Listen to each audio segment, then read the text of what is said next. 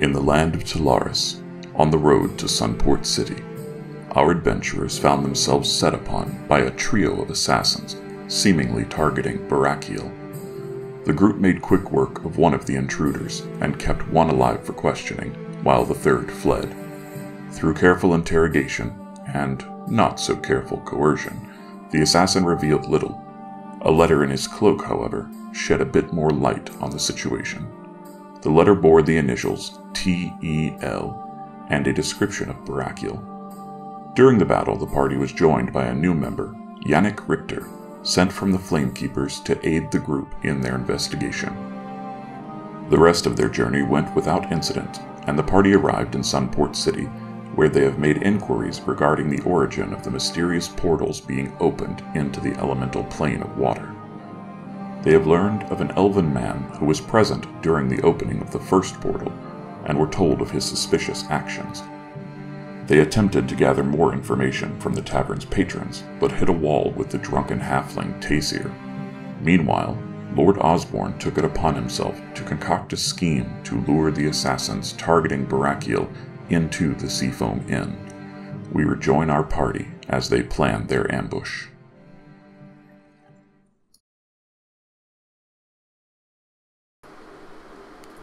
All right, we are live.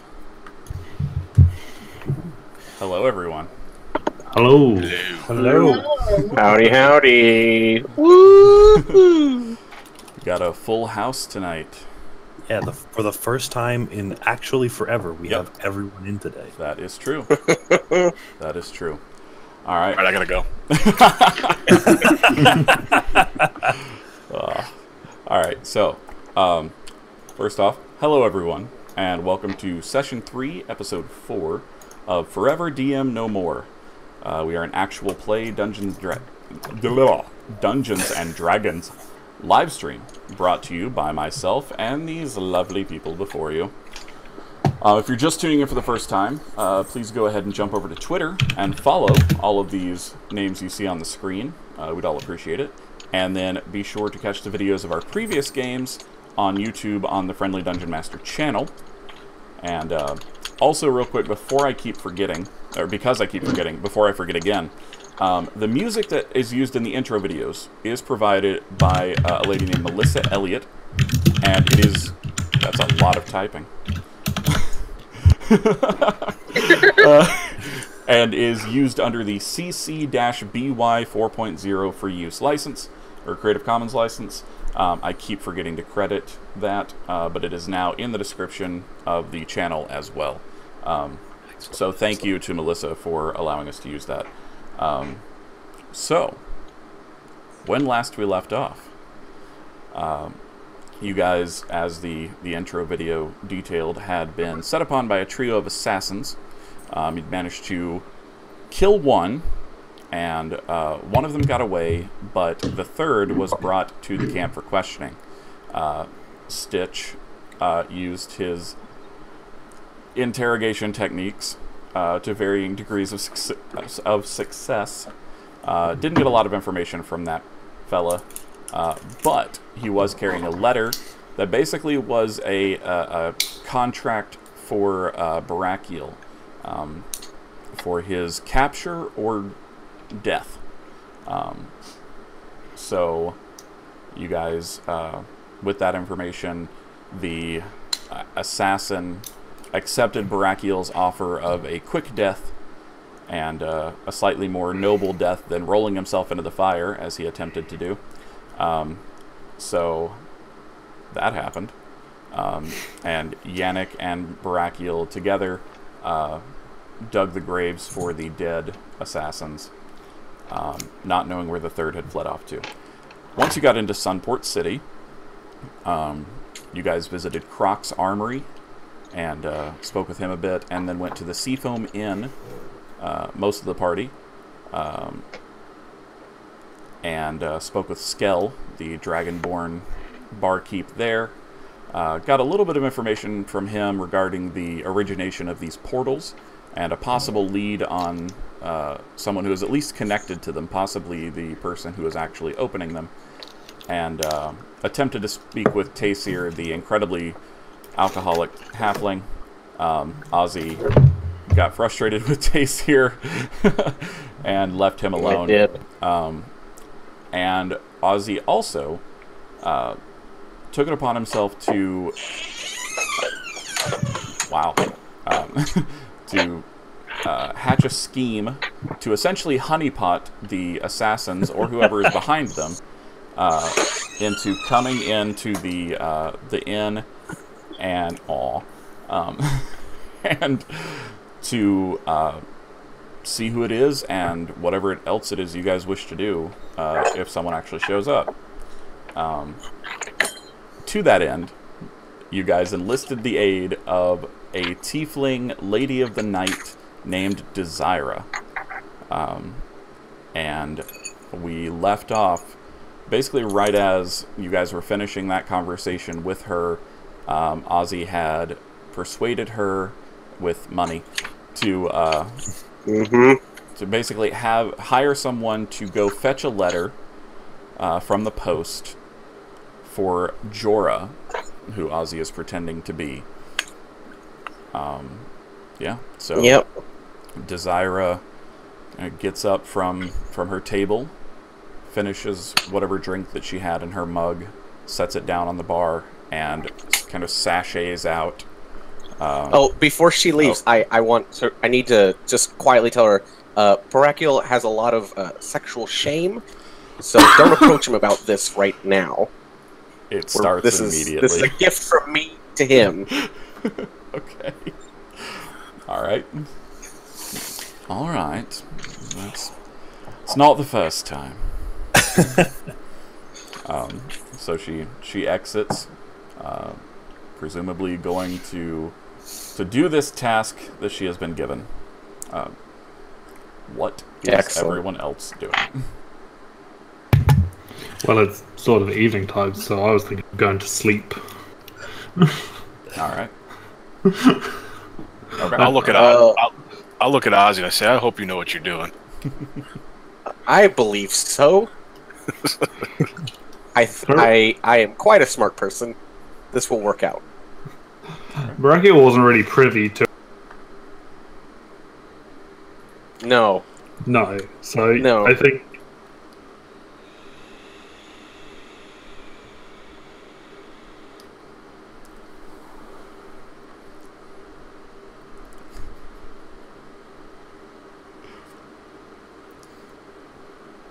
You'll go into. The big room that you got special. Yeah. Perfect. Perfect. Okay. Like, for a couple of hours, he'll probably be like making plans on the table and cleaning his. Now, not too many euphemisms here, but Waxing his polishing his spear. sword. You know, All right, waxing so, the scabbard.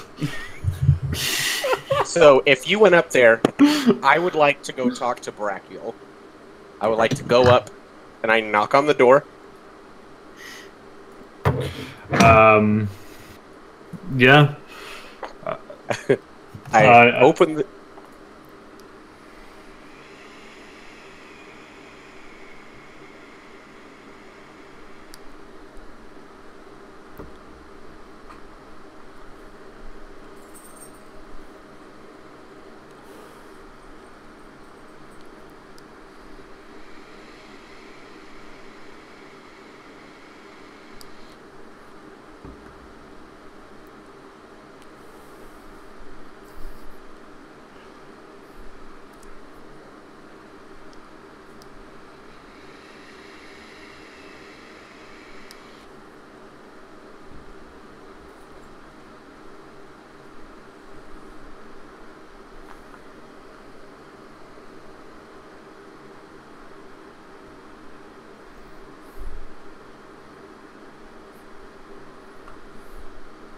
Yeah.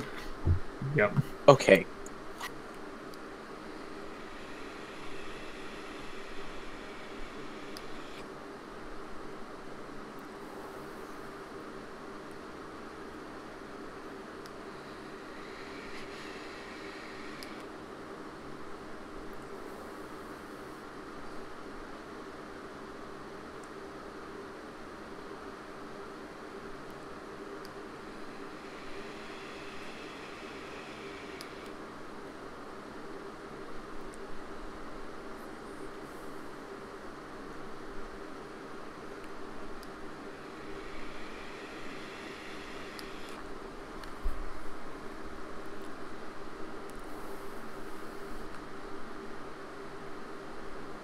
there are worse things, obviously. And where was I going with this? Yes. So I think those people are coming again tonight, and I've got ourselves a lady of the night to bring them up here. So don't go to sleep right now. Are we all going to wait in ambush for her, or are you expecting me to be curled up under the bed in my armor, ready to spring a trap by myself? I don't think you need to be curled up under the bed. How about you just stand by the door like a good soldier? I was never a very good soldier. Too much morals. But I will stand by the door. Are you going to be in the room, or are you going to bring the mercenaries up? I'm going to bring the mercenaries up. And Desira doesn't know that this is an ambush. That's the lady that's helping us. Obviously, someone called Desira is very rarely a potter. You know, it's a good style of work. You can make a pretty penny as a worker of that arrangement. Well, I don't know about the mask. The mask kind of scares people in the eyes.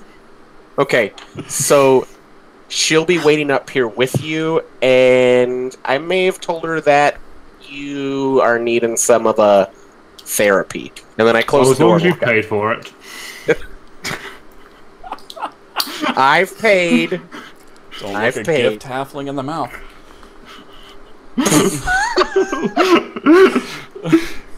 Alright. So that conversation ends. Yes. So Ozzy is going back downstairs, or are you going to your room? I'm going to go back downstairs, and I'm going to look for everybody else.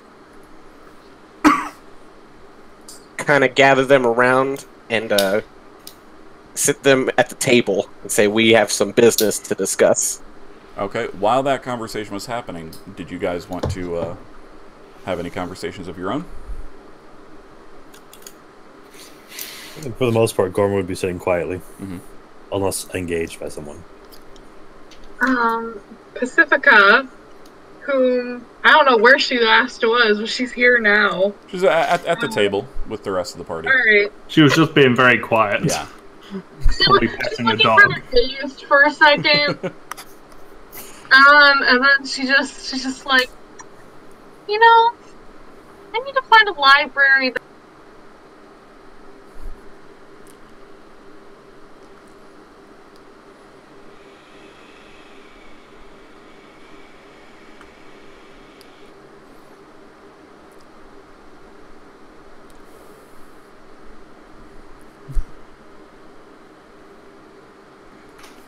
That's fine. That's what she's doing. Alright. What about the rest of you? I'm at the bar just kind of knocking back a few beers. Yep. Skell just keeps handing them out. Is there anybody else here now than from the original crew? Obviously, Desire left, and who was the other guy? Taysir. He's still here? Yeah, yes. Taysir is still in his spot. He's awake now, and has had another round brought over to him. And he just seems to be kind of keeping to himself.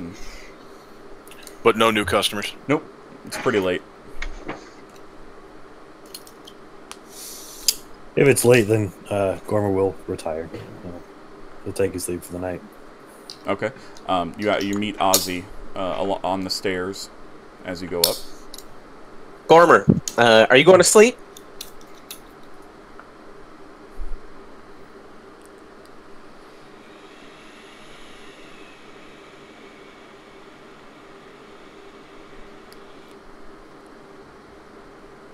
Yes, excellent. So you guys come back downstairs. Come back downstairs. And then, Stitch, bring the alcohol with you. Come here. Gotcha. Okay. I kind of march over to the table with a couple flagons of ale. All right. No. Where's that druid and her dog? They are literally right beside you. Ha! Okay. And Janet. I have a name, remember? Yes, Pacifica. Pacifica. Better.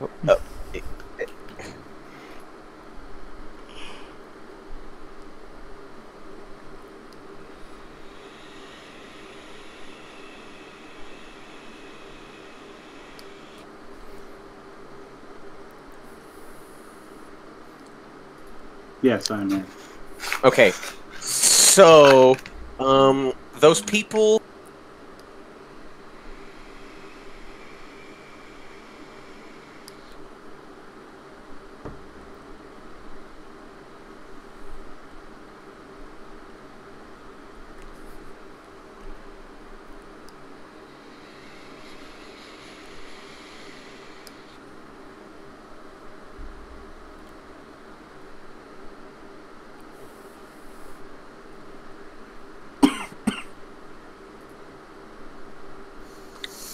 Isn't that dangerous? Well, that's why Barakiel is gonna kill them. Two wrongs doesn't make it right. Look, I'll be straight with you here. Barakiel terrifies me, and people are after him.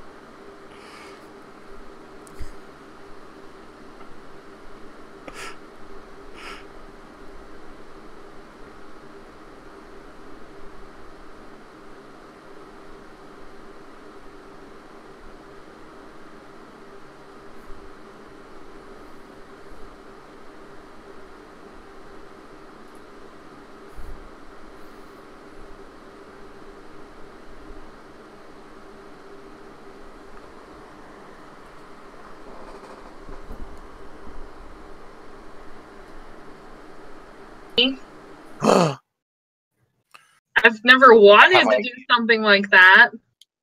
What about this cup? And I pull out a cup. She just looks at the cup and she's can like, you fill this with water?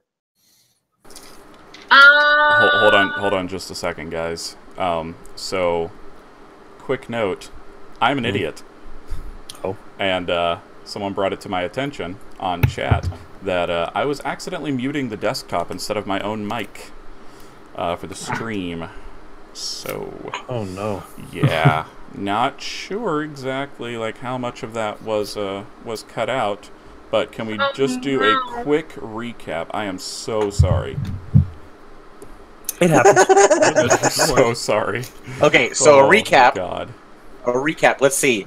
I, Lord Osborne Oswald Goodbarrel, have gone up and told Barakiel that I've invited his killers over, and we're gonna kill them, and that he's gonna enjoy sexy time with Zyra on me. Hey, you didn't say I was gonna enjoy it. You just said I was gonna have it. That's fair. Also, letter of the law here. If anyone asked, we weren't gonna say that. We were gonna say that Pacifica didn't do it. Yeah, so we're gonna say Pacifica didn't hurt anybody, just kept them from moving, and now I am taunting Pacifica with a cup, saying fill it with water.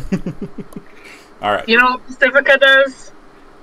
She gets up, goes to the bar, asks for some water, comes back, and slowly pours it in the cup, and then sets the other cup down, and she's like, that's called being nice.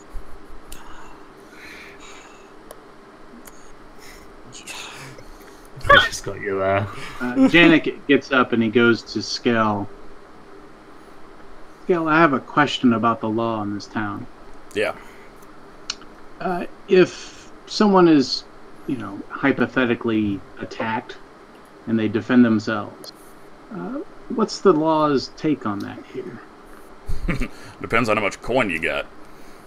That's all I needed to know. Thank you very much, Skell. And I go Happy to back help. and I sit down. We may be able to avoid issues with the local law if we need to, depending on how much coin we have, or how well we can talk to them. Perfect. Perfect. See, this will work out just fine.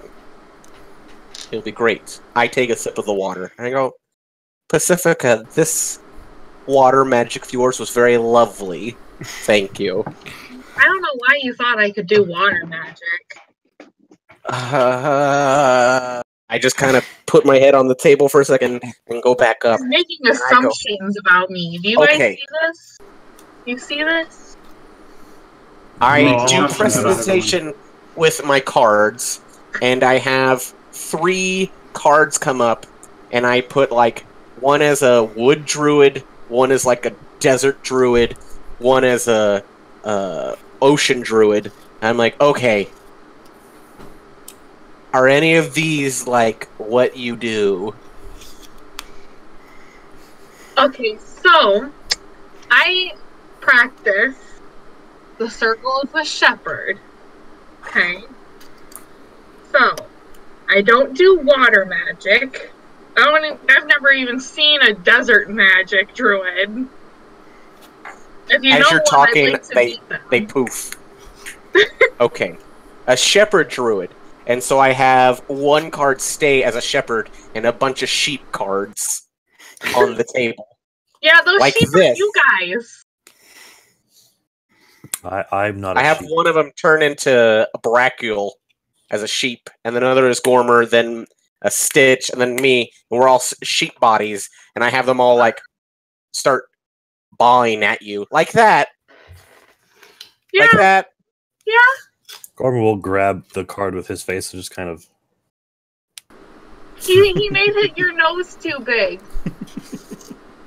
Well, and then I have some other cards become wolves, and they run across the table. I say, Pacifica, there are wolves coming tonight to devour your sheep. Oh no. So, use your life shepherding skills. That's what Bjorn's for. I look at Bjorn. Bjorn, can you do magic? I have a quarterstaff. I can trip them. All right. Whole staff. Well, we all just have to like go wait in the main room, and like me and Stitch can wait down here. Dinosaur. You can turn into a thunder lizard. I don't remember what those things were called. The thingy at the water, the lake. Oh, the plesiosaur. I could, but I don't want to. I don't think that's appropriate for what we're trying to do. Okay. Well, here's what I was thinking. I would just wait here very conspicuously, and Stitch would hide in the darkness, as he does so well. And then when these people show up, I'd lead them up into the big room where all of you will be waiting with Barakiel, and then we'll ambush them. And afterwards, I will tell the authorities that Pacifica didn't kill anyone. Yeah. Okay. That works for me. I have no idea yet. And we have no idea when they're coming. Correct. So we could be stuck here for, theoretically, ever. Well, I'm supposed to get back a message today. Like this evening. So, not forever. Not forever. We're not going to be stuck here forever. And if we were stuck here forever, would that be so bad? I love this town. If I was stuck in this exact same place with all you guys forever, it would be really bad. You hurt my heart, Pacifica. I'm sorry, I want to go home eventually. Well, dealing with these people will let us go home faster. I'm not killing anybody, but okay. Okay. Alright. I don't. At some point, I want to. Ambushes, but I'll help. Well, you. Gormer, I really appreciate that. And then I have a card of Ozzy and a card of Gormer high-five each other. I'm like, friends, like, this will be great. I'll owe you one, a big one, Gormer. Big favor. You have my word. Okay. Alright. Alright. Stitch, are you good with this? Of course. You probably lost him a bit at not killing, but... I didn't hear that. Oh, so he's been on board the whole time then. And what about you, Janik? If it's their time, it's their time. Well, I think you're starting to creep me out more than Barakiel does. So this is wonderful. Alright, well then I'll wait at the tavern floor for the messenger to come back and see if anyone's taken the bait. Okay. Like a letter response. That's what I'll be doing. Alright. So, quick question out of character. The disguise kit. How perfect does a disguise kit look? I do have proficiency with it. Depends on how well you roll. Just like there's a whole thing in Xanathar's about this that we were discussing earlier. Sorry, just before the stream we were talking about the stuff in Xanathar's. What are you trying to disguise yourself as? As Skell. Oh, I'm gonna walk. Okay. I'm gonna walk up to Skell. I'm gonna slip him 5 gold and be like, "Hey, can I cover the bar for the night? And maybe you retire early. See, it's my friend's birthday over there, and we just kind of wanted to have the place to ourselves." Okay. I would say make a deception check.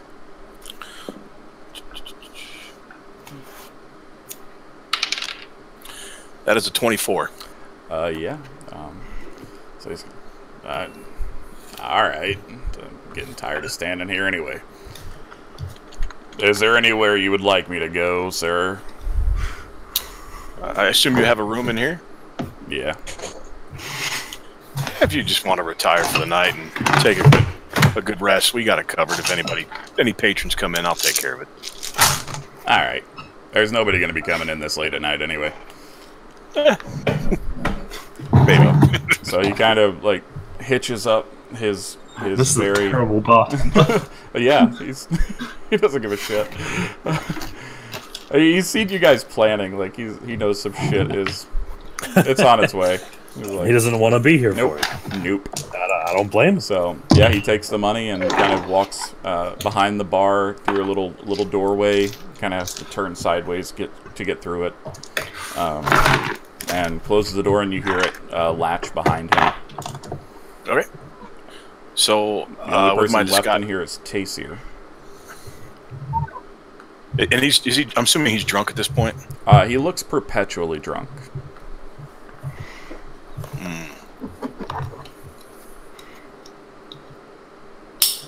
So I'm actually going to go to this. I'm assuming there's like a back room behind the bar. Yeah, there's like a small kitchen area and like a little pantry. So I'll set up my disguise kit while Taysir's not looking at me. That way, he still thinks I'm Skell.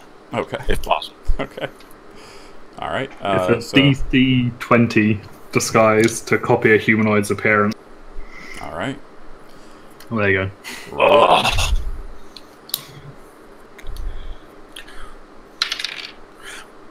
You're not going to believe this. I rolled. That's a 20. Oh Nice. my God. Surprisingly, this mangy tabaxi goes into the back room, and it takes a little while. And you end up using some of the materials from the kitchen to do it, to kind of pad yourself out in the stomach region. But out steps a very, very surprisingly accurate Skell copy. Moving a bit more gracefully than he normally does, but the appearance is uncanny. Nice. Nice. It's not Stitch. So, what are y'all doing? I'm just gonna man up behind the bar, and I'm gonna wait until. Do we have a signal, or are we just waiting for you upstairs? As far as I put it, like, I was just gonna bring them all upstairs. But I'm still waiting on that message to see if anyone's coming tonight. Wouldn't that be just a kick in the balls? That no one answered. Oh, you can whisper to people, though, can't you? Yes, I can message people. Please, I'll be upstairs with Barakiel. Let us know when they get here. Excellent. I can do that. What's the layout of the bar? Is it an open second story? Can you see it like it's a balcony area? I sent a link to the map. So, let me pull it up myself here. So you're asking about the second story? Yeah. Okay, so once you go up the stairs, then kind of in a line ahead of you are rooms, and they go in a U shape. There are rooms along every wall except for the one that the stairs are on. And behind the stairs are two privies. And then there's railing in the center of the area, and it kind of overlooks the common area of the tavern.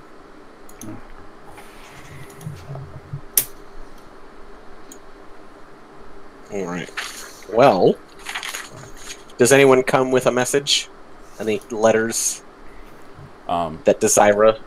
Does Desira even coming back? Like, oh shit. She's just left with your money. Yeah. No, she is now in Talim. No. You wait a while. You do wait a while. But eventually, you do see Desira comes back, and she is very finely dressed. She is now wearing these long golden purple robes, and she has jewelry on that she didn't before. She looks every bit the lady that you requested her to portray, and she comes up to the bar and orders a drink from Skell. And I look at her, I say, Desire, you're looking lovely as always this evening. What'll it be? Did you do something with your voice? It sounds different. Well, it might be a little bit different.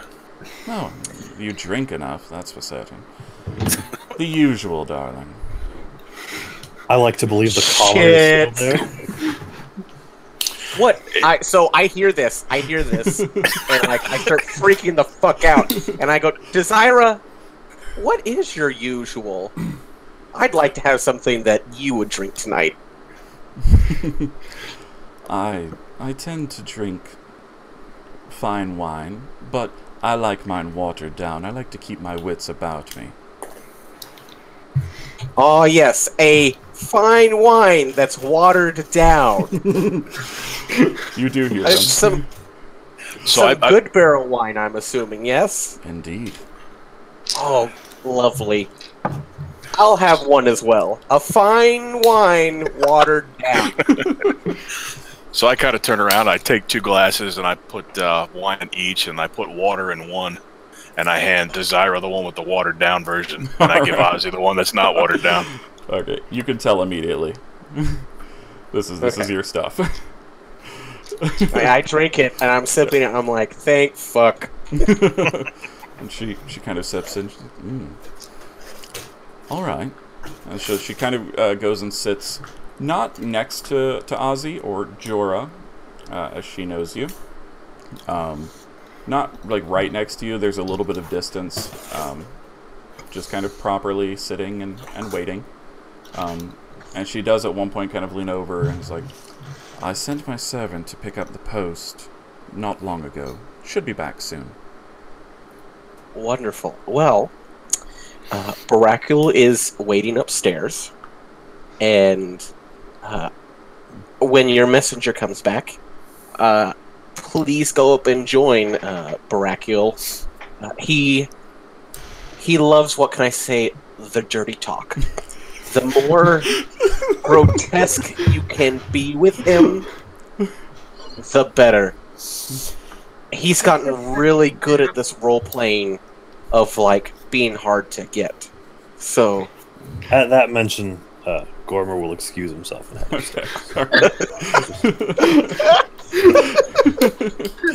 Runs away. Alright. I think when you come in the room, like, Barakiel's head, it's only you. Oh, he'll before he won't actually just come in the room. He'll knock very softly on the door. It's me. Oh, just wait. Gormer. Then he'll open the door, like holding the sword above his head with one hand. Just wait for you to come in. He'll step in and kind of. He'll actually pull you aside a little bit. I know you and Ozzy don't really get along very well. Do you? I think we've been getting along very well. Oh, well, maybe he doesn't think that way. But I just wanted to know if you trusted this plan that he's made. He appears to have made it without informing us, and we're now along for the ride. All we can do is hope that it succeeds, and if it doesn't, all our heads will be on the floor. If not, only the assassins. That is what scares me. I think he's a friend, but I think he mostly wants to protect himself. Pacifica over here has her head in the door like... And I...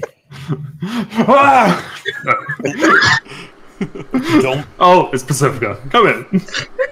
I don't want to lose him as a friend, but I don't want to lose you as a friend either. So I have my own plan to change this. It's a good plan. I promise it's a good plan. Okay, I'm listening. Just to keep you safer, Barakiel. And with that, I'm actually going to use my Furbolg magic, and I'm going to turn into Barakiel. Yeah, you are looking at an exact replica of yourself. Pacifica's just standing there, like, looking up. Like...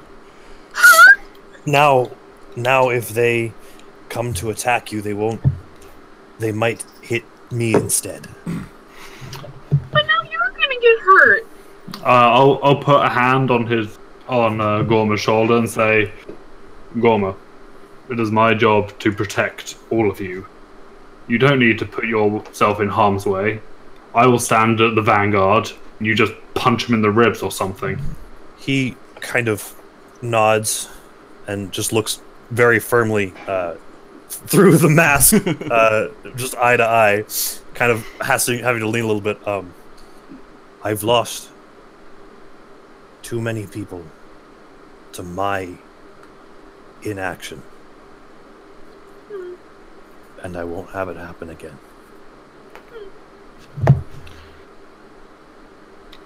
If we strike fast and true, then we shall not lose anyone.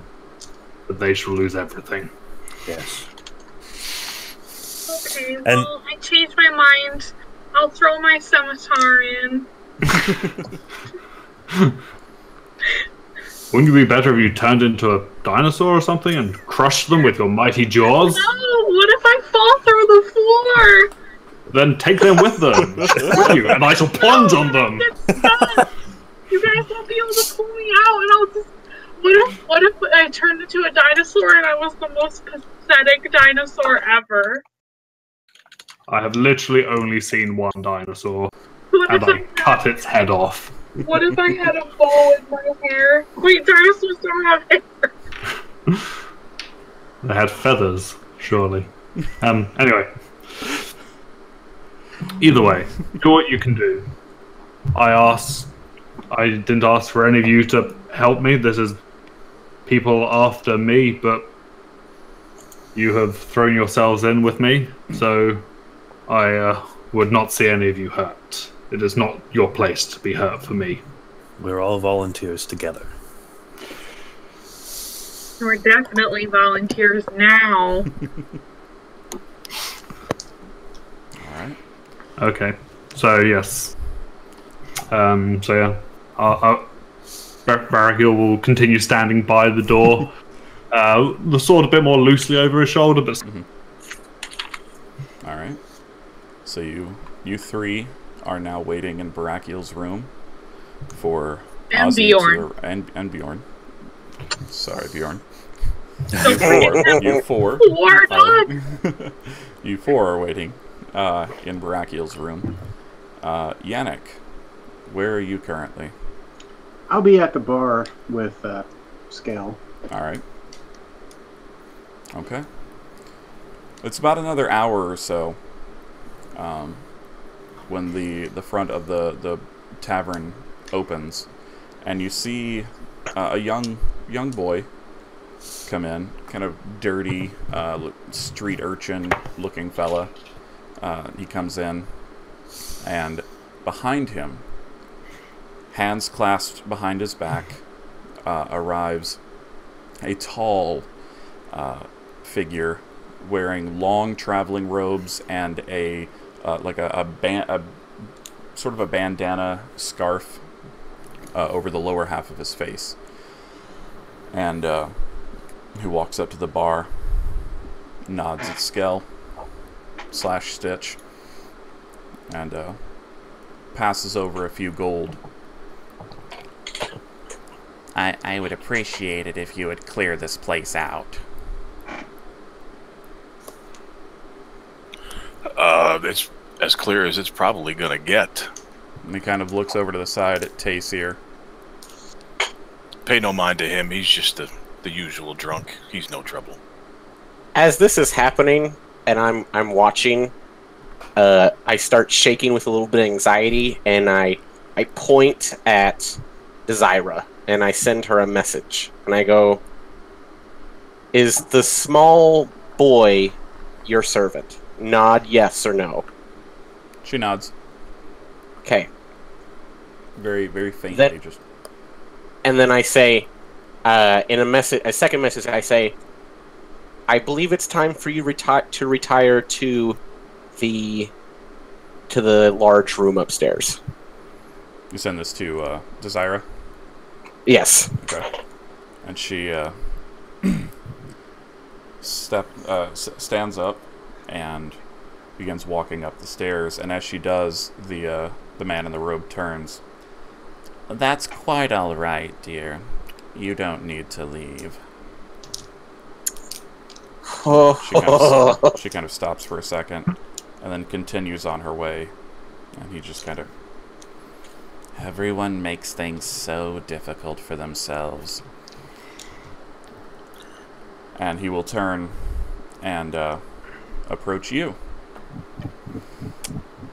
Hello. Can I help you?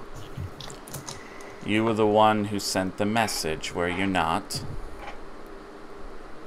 I might be a person that sends messages. What message are you referring to?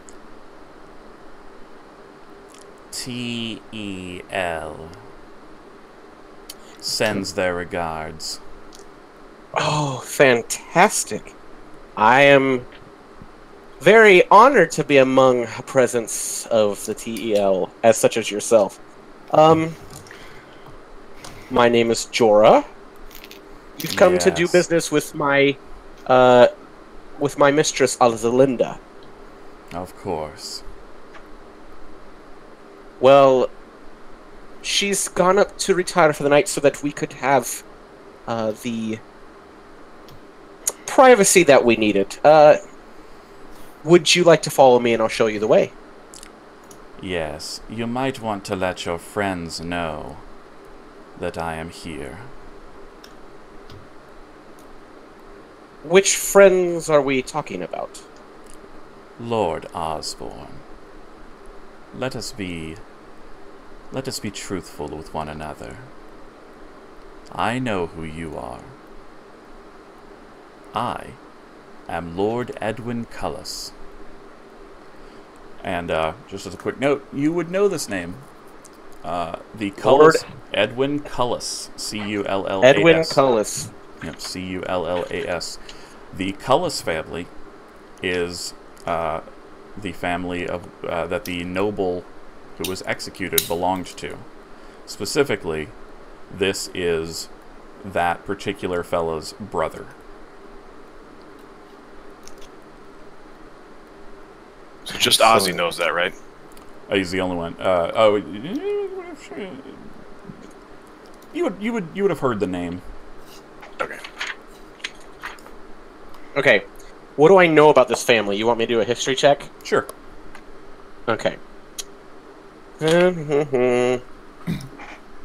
Let's see. Oh God. Okay, that's a 3. Not much.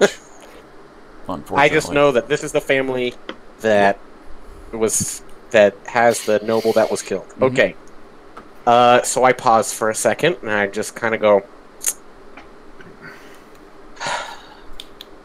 well, if we're going to be honest, you certainly didn't come alone, did you? Who's to say?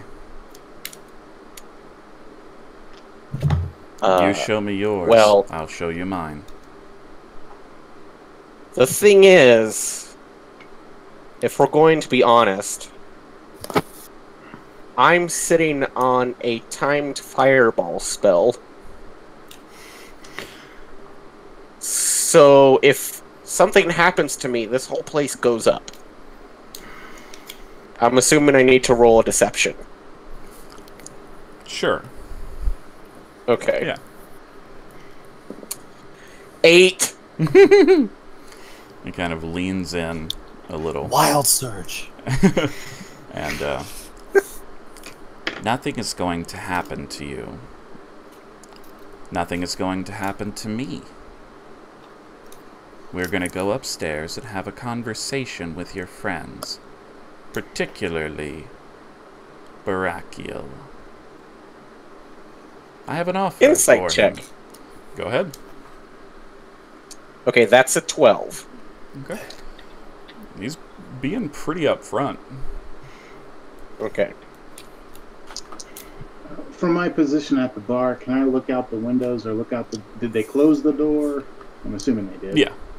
Yeah. But is there any windows looking out onto the street? Can I make a perception check? Yeah, there are windows. You can see through them fairly easily. I mean, they're a little dusty. But, yeah, you can see the street outside. 8. You can see the street outside. Looks good. It's a good street, good looking street, well made. Actually, can I wander out from behind the bar and kind of mock like I'm wiping down tables and look out the windows and do the same thing? Sure. I wish that was perception. Yep. 16. What are you looking for exactly? I'm looking to see if there's anybody out of place as far as somebody like focused on the bar and waiting for something to happen. No, Cloaked figures. You see a few like passers-by. All of them look fairly intoxicated at this point, and they just look like regular townsfolk going about their evening, heading home. Nothing stands out as suspicious. Nope. Okay. Okay. Well, in that case,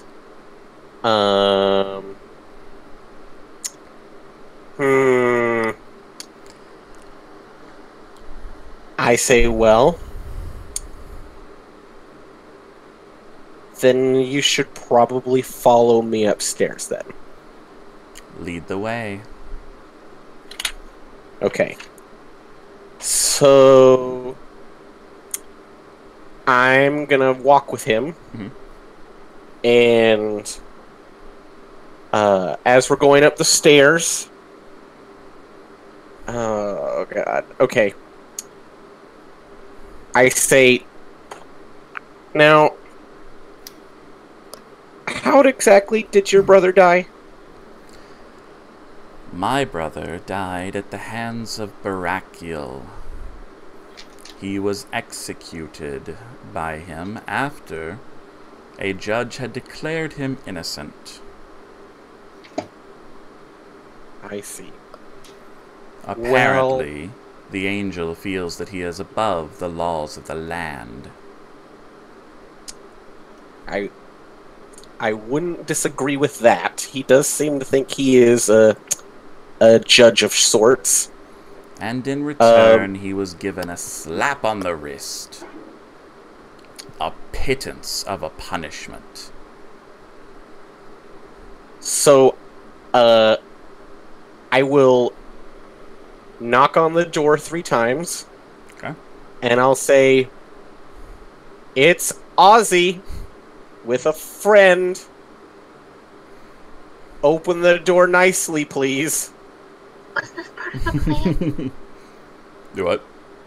Was this part of the plan, guys? I don't remember this. Ed, you're muted. Oh, sorry. Barakiel looks over and says, swing over the halfling's head and hit his friend in the chest. Oh my goodness. Alright. And like he holds the sword in 2 hands, waits to open the door. Okay. Gormer will open the door. Barakiel. So, as the door opens, you make your attack. You see Ozzy standing before you, and behind Ozzy is a fairly tall individual in dark robes, mask over the face, over the lower half, and he has his hands behind his back. As a side note, is there a bar on the front door, like I can barricade the door shut? On the front door of the tavern, yeah. I'm gonna lock it. All right, you do so. Easy enough.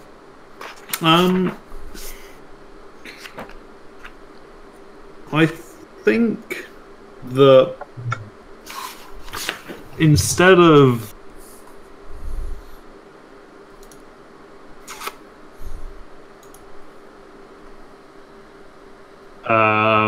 so yeah, the first thing he's going to do is actually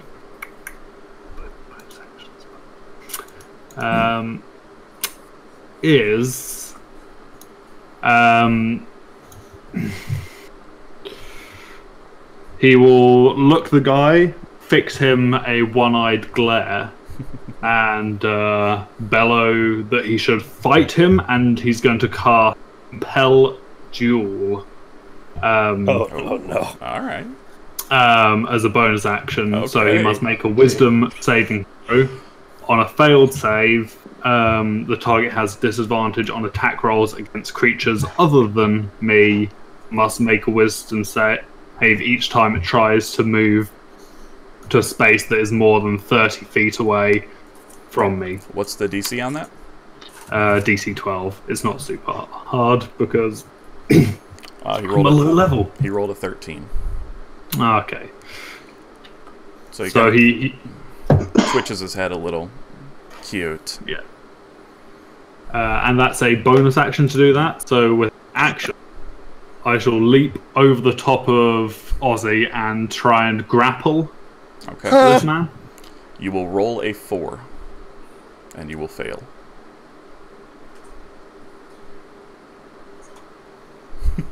Oh God! Oh God! That's a Oh, God. legendary action. Right now, Thorn is just doing that excited so- jump thing.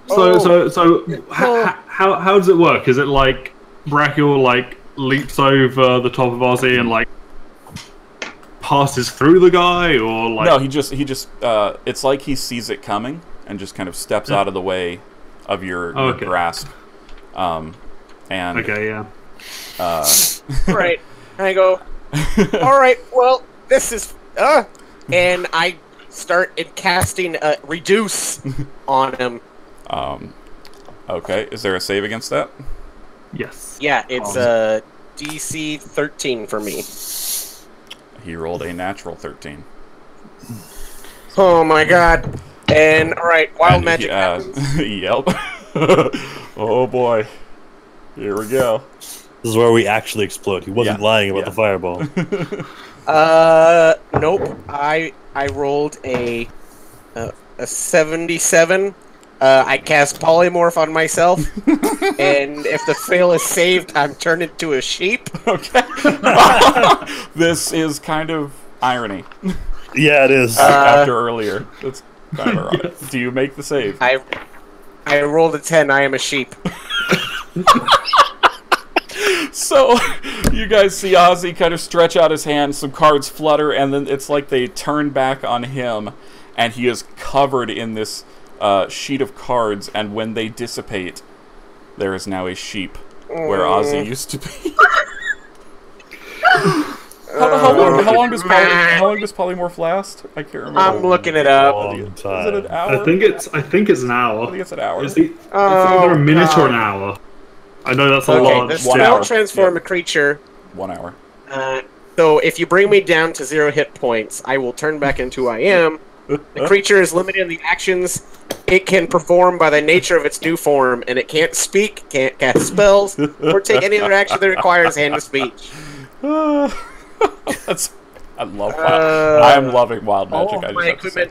equipment However, is turned into me. as this is all happening, Edwin will just put out his hand, and it doesn't look like he's attempting to cast a spell, or he's just putting out his hand. Stop! Hear me out. And he points to Barakiel, the real one. The real one? Oh. Actually, you know what? Because since you do look exactly like him, and he's just kind of standing there in the doorway, not certain what to do yet. You probably should make a wisdom save, as one of them did attack with a greatsword. Yeah, that's true. I could be holding onto the lance if you want. Oh, that's true. Maybe. Or one of the javelins. Yeah. So yeah, he rolled an 8, and I set that DC at 15. So he actually points to Gormer as Barakiel. He's kind of just looking at you very intently. I am not here to battle. I am here to offer a deal. And then he kind of notices that there are two of you. Like it was very quick. Everything was very quick, and she kind of looked a little confused. And he's like, "Oh, all right then. We can have this conversation with both of you. How's that?" Should I? Will the real Barakiel please stand up? I was already standing. He'll just drop. Yeah, he'll just drop the illusion. So he actually comes inside and just grabs a chair and sits down on it, looking very relaxed, like not really worried about much. Not certain what to do with the sheep. He's just gonna pick up the sheep and just kind of like under one arm. Is it he's full sheep because it's a halfling sheep. It's a full-size sheep. It's a halfling sheep. Oh, is it? Okay. It's a halfling-size sheep. All right. Well, no, it's the size of the creature. So it's a full-size sheep. Yeah. If I turned into a cockroach, I would have been a cockroach size. So yeah. Yeah, he's just gonna. Yeah, he's just gonna like you would like a giant stuffed animal, and just kind of sit down on the bed, confused about everything that's happened so far. So at this point, Barakiel, the mask comes down a bit. He just kind of reaches up and pulls it down. You know my face, yes? Do I know his face? You do.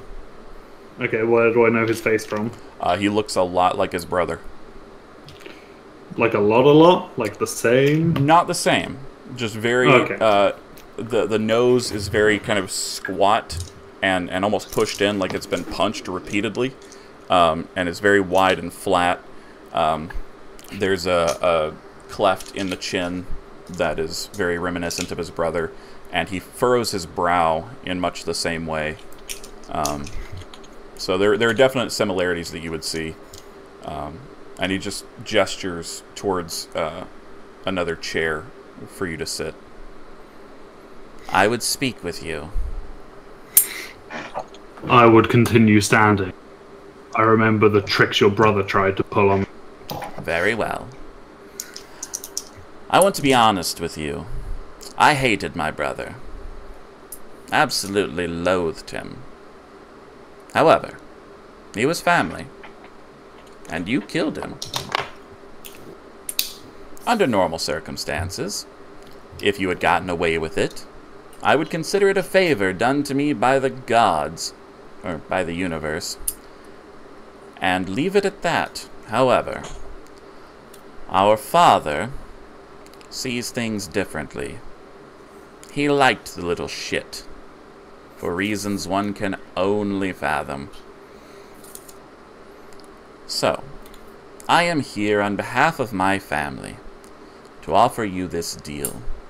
Well, really, it's mostly for me, because I don't want to see my father squandering our resources chasing you all over the world.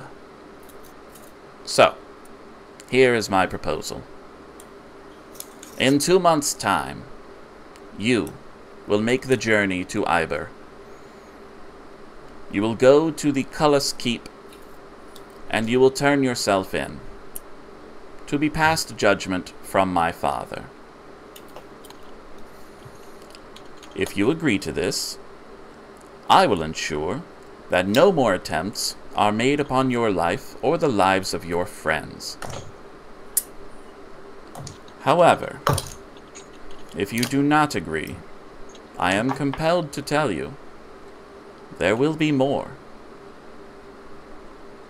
Father will not stop. I have already received judgment. Murder. Why is it that I need to receive judgment again? You escaped punishment. You know this. Here on punishment. This is not punishment. This is child's play. I mean, it does have punishment in the name. It's a punishment quest.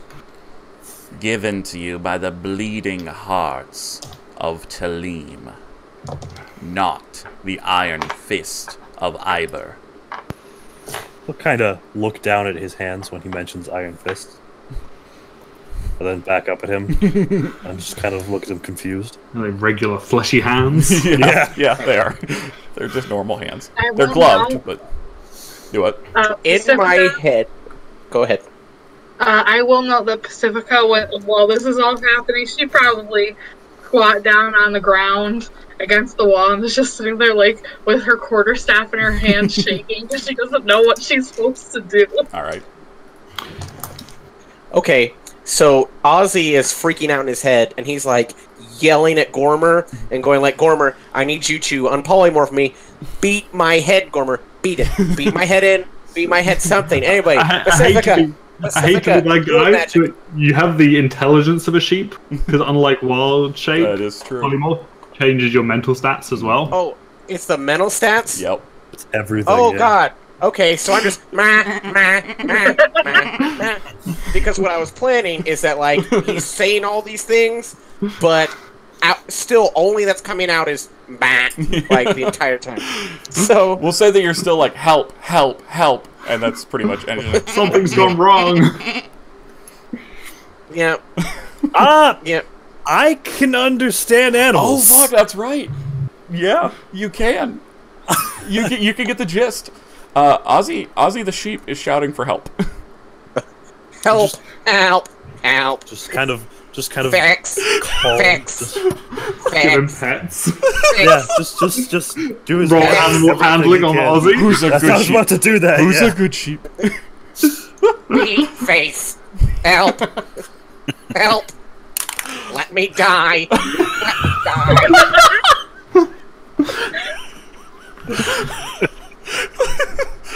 What is that? Is that a natural 20? Yep. What was that for? Animal handling. Oh, To calm the sheep. Oh that is my Ozzy. God! Ozzy, So that's a total of 25. you feel like the most pleasant sensation as Gormer begins to scratch kind of behind your ears and down your flank. Just really getting in deep under the wool. It feels wonderful.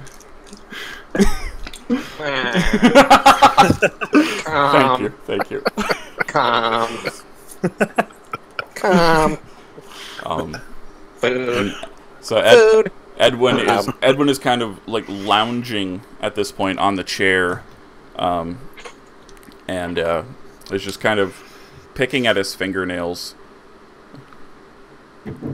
And what will you do if I do not agree to this? I will leave.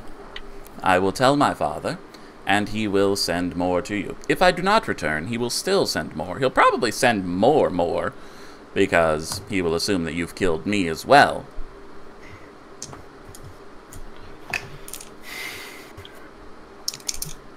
So, do I know where their estates are? You would. So you were stationed in kind of the southern region of the continent with the Durrani. And the Iber estate, or the Cullis estate, is in Iber, which borders a narrow sea passageway at the southern, off the southern coast of Telaris. So okay. you would have seen it from a distance, never actually been there. But they were the main like diplomatic family that you interacted with to negotiate with for trade and passage through Telaris. Okay. Yeah, Barakiel will say, I am currently on, though you may see it as a slap on the wrist, I am currently on a discipline quest that I have given my oath to continue. If I shall go seek judgment from your father, only when it is over, and not before.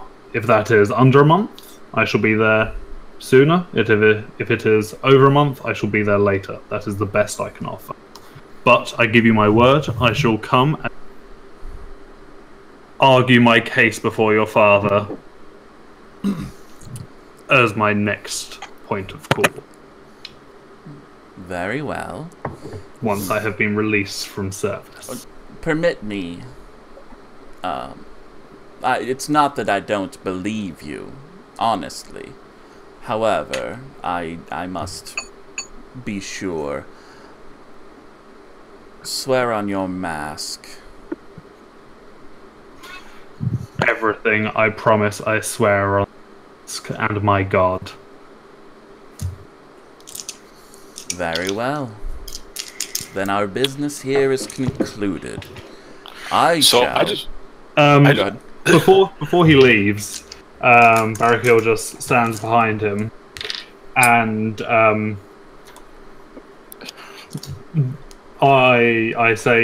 just say, like, just so he can hear me. You know your brother was guilty for what I killed him for. If I find there are others guilty of the same crime, I won't hesitate. And then I sort of just stand back. Before you, like, your face kind of leaves him, you just hear him very quietly whisper, "I'm counting on it." Stitch, what were you doing? Well, I'm sitting downstairs very confused because everybody went upstairs with a prostitute. Now I'm hearing sheep noises coming from upstairs. We've gone to Wales. Yep. So I'm downstairs like, whatever they're into. Oh my it's God. You and me down there. I'm looking at you. You're looking at me. Wow. Makes for a great story for Stitch. Oh my God, that's hilarious. Alright, so Edwin kind of brushes himself off very pretentiously. Yeah, he's just kind of like a sniveling personality. He holds himself nobly, but he's still like, he's kind of got that toady kind of feel to him. And he will begin exiting the tavern.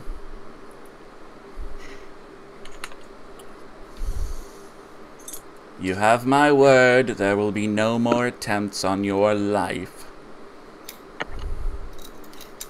From your estate, you cannot promise no more. Other people may want me dead. That's fair, that's fair. We will not make attempts on your life. I will...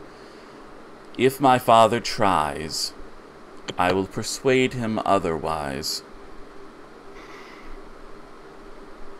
Yeah. I don't thank him or anything like it's a business transaction. He is acting like it's some benevolent gesture, but like, yeah, it's not. Like, we won't try to kill you. You're welcome. Yeah, he's a dick. But he goes to the front of the tavern and sees that there's a bar over the door, and kind of looks back to Stitch/Skell. Forgive me, we're about closing time. I just want to make sure no other late-night patrons came in. Let me get that for you. I was unaware this place closed, but sure. Would you like one for the road? No. I'll unbar the door for him. I'll say, have a pleasant evening. You as well. And he exits the tavern. Stage. Oh, no. Yeah. The tavern. Yep. So I'm going to go upstairs and figure out what the hell all the sheep noises were. You guys hear and then see a lumbering, bronze-scaled dragonborn coming up the stairs.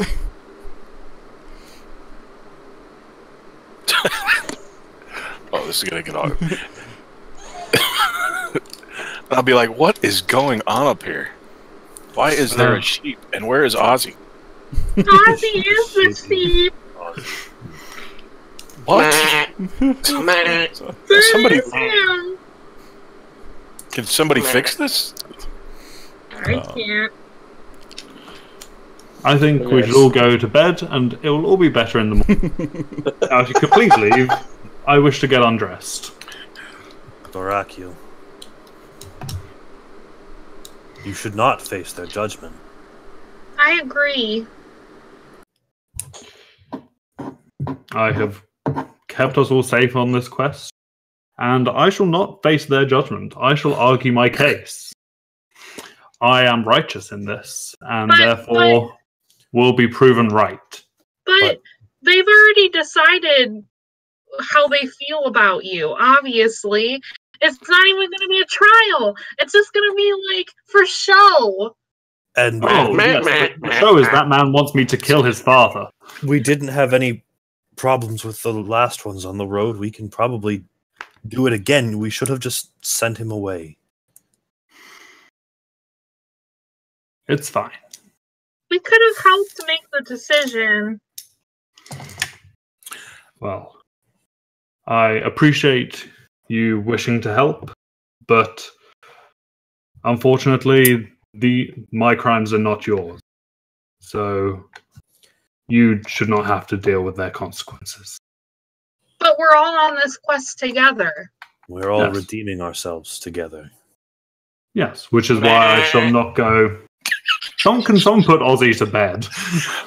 Where's Desira in all this? She stayed downstairs. She was stopped by Edwin before she made it upstairs. Never mind. He wouldn't do that. I was gonna say, I'm just gonna like, just put the sheep to sleep. He wouldn't do that. He wouldn't do that. Big needle. Yeah. Yeah, I mean, like, go put it in Ozzy's bed. Oh no. All right, I will say, oh, this is too funny. But I will say, Gormer, and, is anyone trained in Arcana other than Ozzy? I am not. Oh, yeah. Nope. Pacifica, are you? Are you proficient in Arcana? Let me see. Yeah, she is. All right, go ahead and make an Arcana check, please. She gonna try. And she got a nat 1. Oh! I was gonna say, do you have Dispel Magic? It is. This is our life now. Oh. Yeah, just a sheep. For a while. Well, it's ironic because earlier we had that discussion about you all being my sheep and me being the shepherd, so I guess it's suiting. Gormer will extend the sheep towards her. Would you look after it for the night then? Oh no. Oh. My dog might eat him. Oh, kind of pull it back. Yeah, just kind of. Yeah, how does Bjorn react to a sheep? Bjorn definitely is like, Pacifica had started freaking out, so he's like kind of plastered to her, but he's got that tail wagging now. Alright. Sheeps are just like squirrels for dogs that bit. It's a good thing he's not a shepherd. Thank you very much for the follow, Defiant X. That's... Well, thank you. Thank you for the follow. Finally following our own channel. I think I'm following on 2 different accounts now. Okay. Just trying to shout out. I put Ozzy in my closet, though. No, I'll I normally have a no men allowed in my room rule, but he's a sheep right now. Oh, I'll look after him. Okay, good idea. All right. And with that, he'll just kind of look to Barakiel. We are friends. And I will help you, no matter what. I will not stop you helping me. I But will I'm give here to a protect all of character you. testimony. We could all do character testimonies. There's no way they could punish you now, because we all know that you're a great guy. I feel for character testimonies, it's best that Ozzy stays a oh my god. But with that, Gormer is going to go retire to his room with the sheep. All right. I'm gonna stop. pillow. I'm gonna stop Gormer. I'll be like, hey, I got Ozzy. If you want to get some rest, man. I don't sleep. I sleep light anyhow. So. It's oh my god! Out of game. I don't trust this. Some delicious mutton. Yum yum. Oh my god! I'm used to sleeping with animals around. It'll be nice. You sure? Yes. Oh. All right.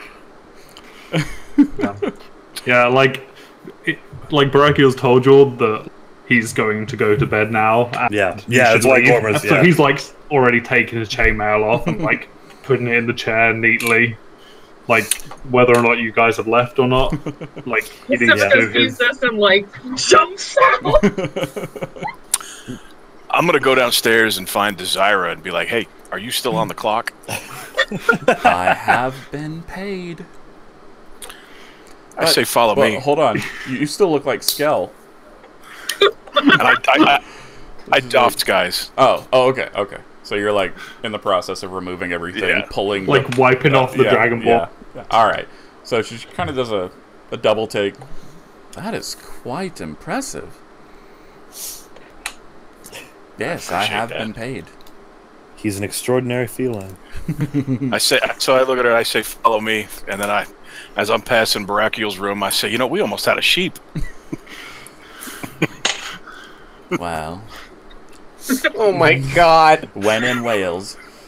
Pacifica shuts her door seeing this, like... Alright. Fade to Gormer black on that. I was about to say, Gormer's going to make his little nest on his bed, and then he'll make sure that there is a nest on the floor for the sheep. Okay. He's going to tuck it in very gently. As Gormer falls to sleep, in the next half hour or so, you are aroused suddenly by 2 halfling feet in the small of your back.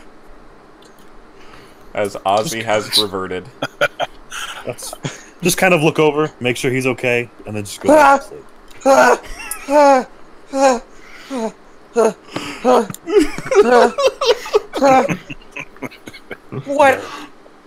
What happened? You were a sheep. I was? I don't... I remember you petting me and it felt so good and it was that... And then Gormer goes back to petting. Stitch, I got this weird, like, he's gonna eat me feeling. Like, when he was looking at me in the hallway. Like, I don't remember. And then, like... As he's rambling, Gormer will just roll over and kind of, like, pull him close. Just basically comfort him again. Yeah. Save the and just go back to bed. Make a halfling handling check. Okay. Halflings are an animal. So that's a 18 in total. I would have shit myself if he rolled a natural 20. A natural 20, yeah. Would have been amazing. I just go to sleep. Yeah. I go to sleep after that. I'm like, I'm done. Alright. So, everyone finds themselves to a full night's rest. It is pretty late in early in the morning at this point. So you guys sleep a little later than you normally would. Get up at 7. Just a little, yeah. You get up at 7 instead of 5. But you feel rested, you know. You're refreshed and ready for the day. And Sunport City is yours. We are about 7 minutes away from our break. So, what would you guys like to do? You still have 2 days, or about a day and a half left on your armor order. Okay. I'll walk down. I'm clearly traumatized. Good. And is Scales back? Yes, Skell is back behind the bar. You gather it's the real one. So, yeah, and I ask, so where would I go if I wanted to speak to a authority on magic and magic in the area? Kind of thinks for a second. Magic. Let's see here. Oh! That would probably be Tyrell. Tyrell Youngtree. She's a shop owner a few blocks down. Okay. It's called Pernicious Possessions. Pernicious Possession? Yeah, it's a stupid name, I know. I mutter in my breath, I'm already kind of in love with her. Alright. But okay, Ozzy feels very embarrassed from the night before, and he just decides to, like... He can't quite look at anyone in the eye yet, and so he just trots out the door and heads to the Pernicious Possession. Okay. That's what he'll do. Alright, everyone else? Well, Ozzy will probably pass Barakiel tendon to outside. Like, what time would Ozzy get up? Like, Clearly after Barakiel. Barakiel would be up, so yeah. Yeah. I would say so, like 8. Yeah, so by the time Ozzy sort of leaves, Bob tending the horses, making sure they're all fed and watered and brushed. Somehow Stitch's horse has got all matted hair again. Even though it's been standing still all night. It's a mystery. Gormer will actually give he'll give Ozzy like a wide berth, but he's gonna follow him just to make sure he's okay. Okay. Because that doesn't know what happens to people when they turn into sheep. It's a new thing. Yeah. All right. It might happen again, and we don't like. There's a 2 in 100 chance of it happening again. Yeah. It's just a condition he has. All right. What about Stitch, Pacifica, and Yannick? Stitch will come out of his room with a slight limp. And he'll go down to the bartender and ran away with his money. And I'll just look at Skell and I won't say anything. I'll just look at him and I'll say, water. Water. Understood. Gives you a nice tall glass of water. What about Yannick and Pacifica? Yannick would like to come to... Go ahead. No, you go. Yannick would come to Skell and say, is there a temple in the town? You mean religion? Yes, sir. Not as much. Not around How about here. a place where the dead are interred into the ground? Yeah. There's a cemetery a little ways off. You just follow the main road west. You can't miss it. I look at Stitch. Stitch, I'm going to this graveyard. I'll be there for a brief amount of time. I'll come back in a little bit. Do you need company, or is this a solo thing? If you want to come, I just have to do some morning rituals. That sounds like a you thing. Have fun. I'll be here. All right. I push you a glass of water. So our resident Disney princess comes down the stairs. If there were birds, they would be singing to her, but they're not there. So she probably sang with the birds out her window. It's fine. She comes down, and Bjorn is obviously right behind her. Mm-hmm. And she goes up to the bar, and she goes, "Excuse me. Yeah. Is there like a bookstore or a library in town?" Sure. Where? You have to forgive me, I don't read much. It's... If you hang a left out of here, you go down a couple blocks, and then to the right, you should see it. Is it a bookstore or a library? No, it's a bookstore. Oh, okay. Alright, thank you. You're welcome. She looks around, and she realizes she'll probably have to go alone. So instead she goes and sits down. Because she's scared to go alone. Alright. And just twiddles her fingers. While I'm at the bar, I'll hear this conversation. I said, if you want company for the walk, I'll be more than happy to tag along. Oh, okay. Yeah, please. Alright. So you guys begin to make your way towards the bookstore. And I think that is where we will take our break. Give us about 15 minutes or so. We'll try to keep it a little shorter, but 15 minutes is the standard. So everybody can grab something to eat, do what you need to do, and we will be back here shortly. Yep. See you guys soon. See you soon. Woohoo!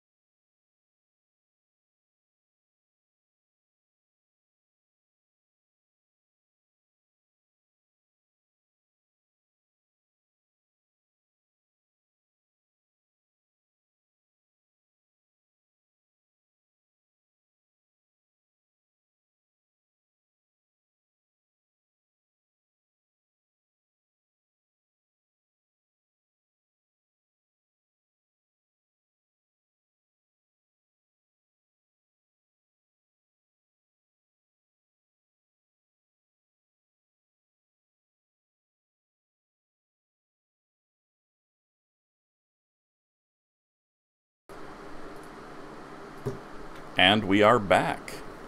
Hey. Right. Hope everybody was able to get their food and do what they needed to do. So, Jägermeister in their tea. No longer a sheep. Who wants to go first with their what they're doing in your little bit of downtime that you have? I'll go. All right. All right. I head over to the Pernicious Possession. Mm-hmm. And what am I seeing here at this store? Okay. So I'm walking in. Yeah, as you walk in the door, it's not quite as run down as the outside would lead you to believe. It is immaculately clean. Okay. You see just trinkets and baubles kind of crammed onto shelves that go all along the inside walls, and it leads up to a counter in the back where there is a gnomish-looking woman who is currently on a stepladder, like trying to jam a scroll into like this kind of crossbeam like thing. It's like just a bunch of diamond shaped holes, and she's just trying to cram another scroll into one that looks already full. As the door kind of jingles as you walk in, she kind of turns around real quick and hops down from the stepladder and comes around the counter. Good morning. Are you Lady Youngtree? Aye, I am. Excellent. I heard that you would be the person of most knowledge when it comes to magical happenings and the arcane in this area. Aye, that you heard correctly. I am the one who takes care of all of the magic around here. Great. So you know about the portals that are opening? Well, I've heard of them. I didn't actually see one. I was visiting my son. He never comes to visit me. Well, where was your son? Where does he live? Fuck. He actually lives out in Clement. Ah, okay. Well, so you only heard about the portals opening, but, like, did you just hear about the rumors, or did you actually talk to someone who's seen the portal? Well, a lot of people saw the portal. I spoke to a few people. Some people who came into my shop looking for protection against water-based magics. Water-based magics, okay. You know, so water breathing and that sort of thing. People were worried that it was going to happen again. So where should I go? Hold on 1 second.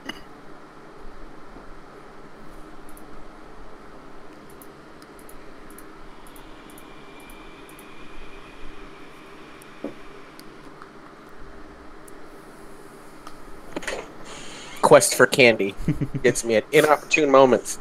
If I catch him when he's busy, he'll have to say yes. The answer is no.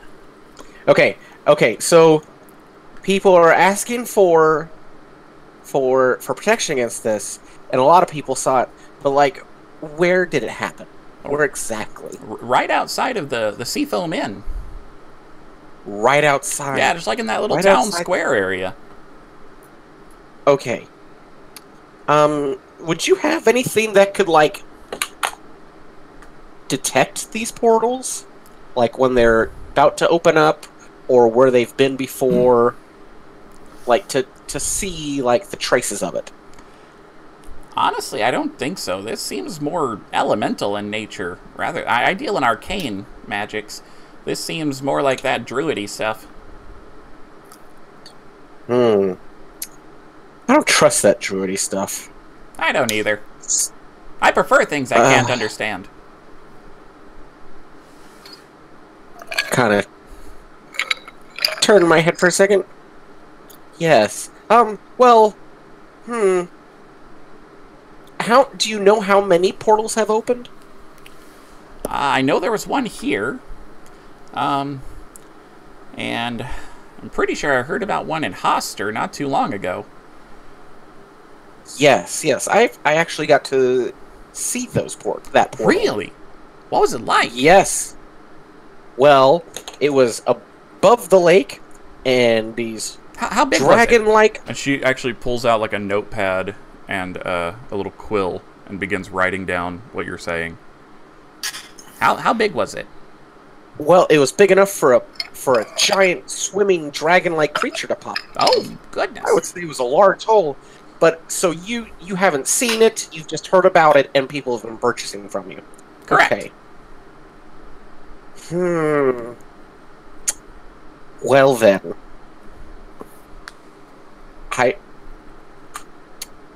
If you're the wisest person to talk about magic and magical happenings, who would be the second wisest?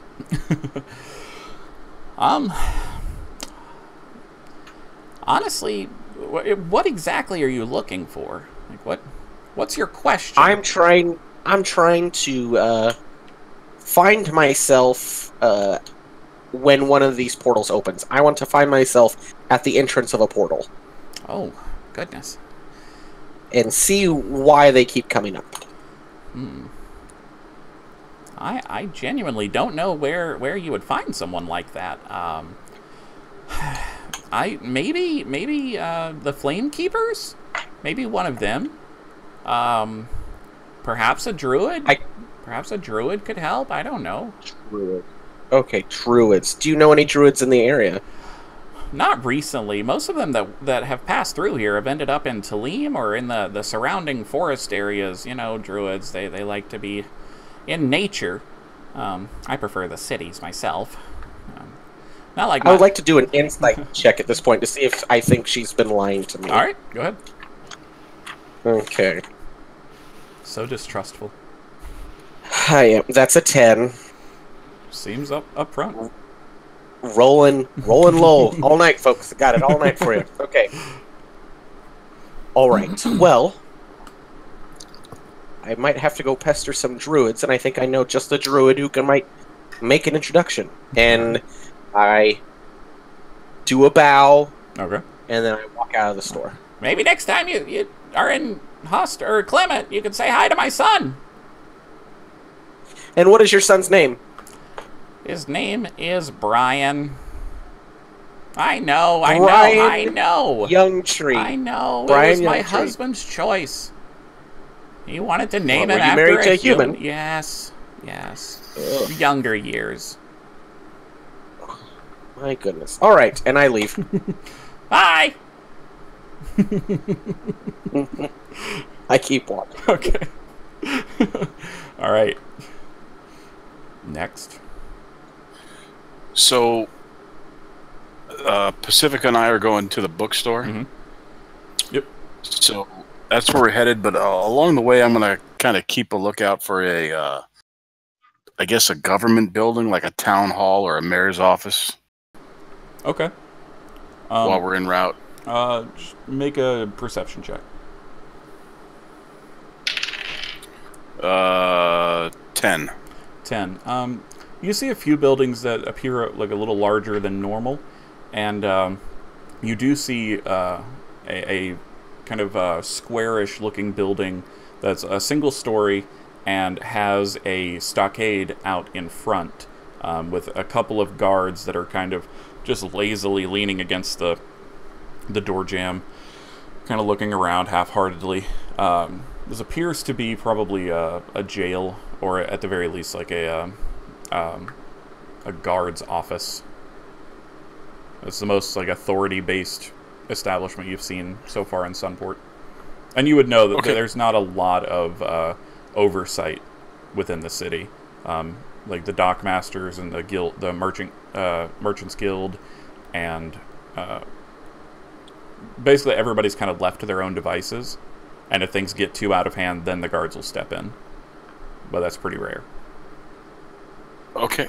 I'll make note of where that place is at so I can return to it, but I will keep walking with Pacifica. All right. And then on a side note, do I know, are there other red pommel operatives, or I'm sorry, crimson pommel operatives here in Sunport? Yeah, there are. There are quite a few. And I would assume I would know where to find them? Mm-hmm. Okay. Yep. So we'll continue on to the bookstore. All right. Good to know. All right, so we will let Pacifica take over. So So Pacifica, before they left, she probably told Barakiel where they were going, just so he was like aware. Since he's stuck with the horses. All right. Before going off, and like within 5 minutes, she's like, "Oh no, maybe I should have just invited him to come with us. That's mean." And she feels bad. And then she's also like, maybe I should have asked Gormer too. Maybe I should have asked everybody.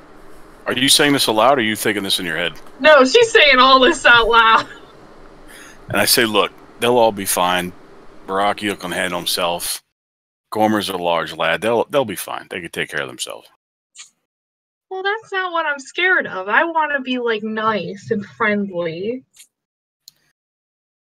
Well, I think you got that covered. They'll be okay. They know that you're trying to be nice.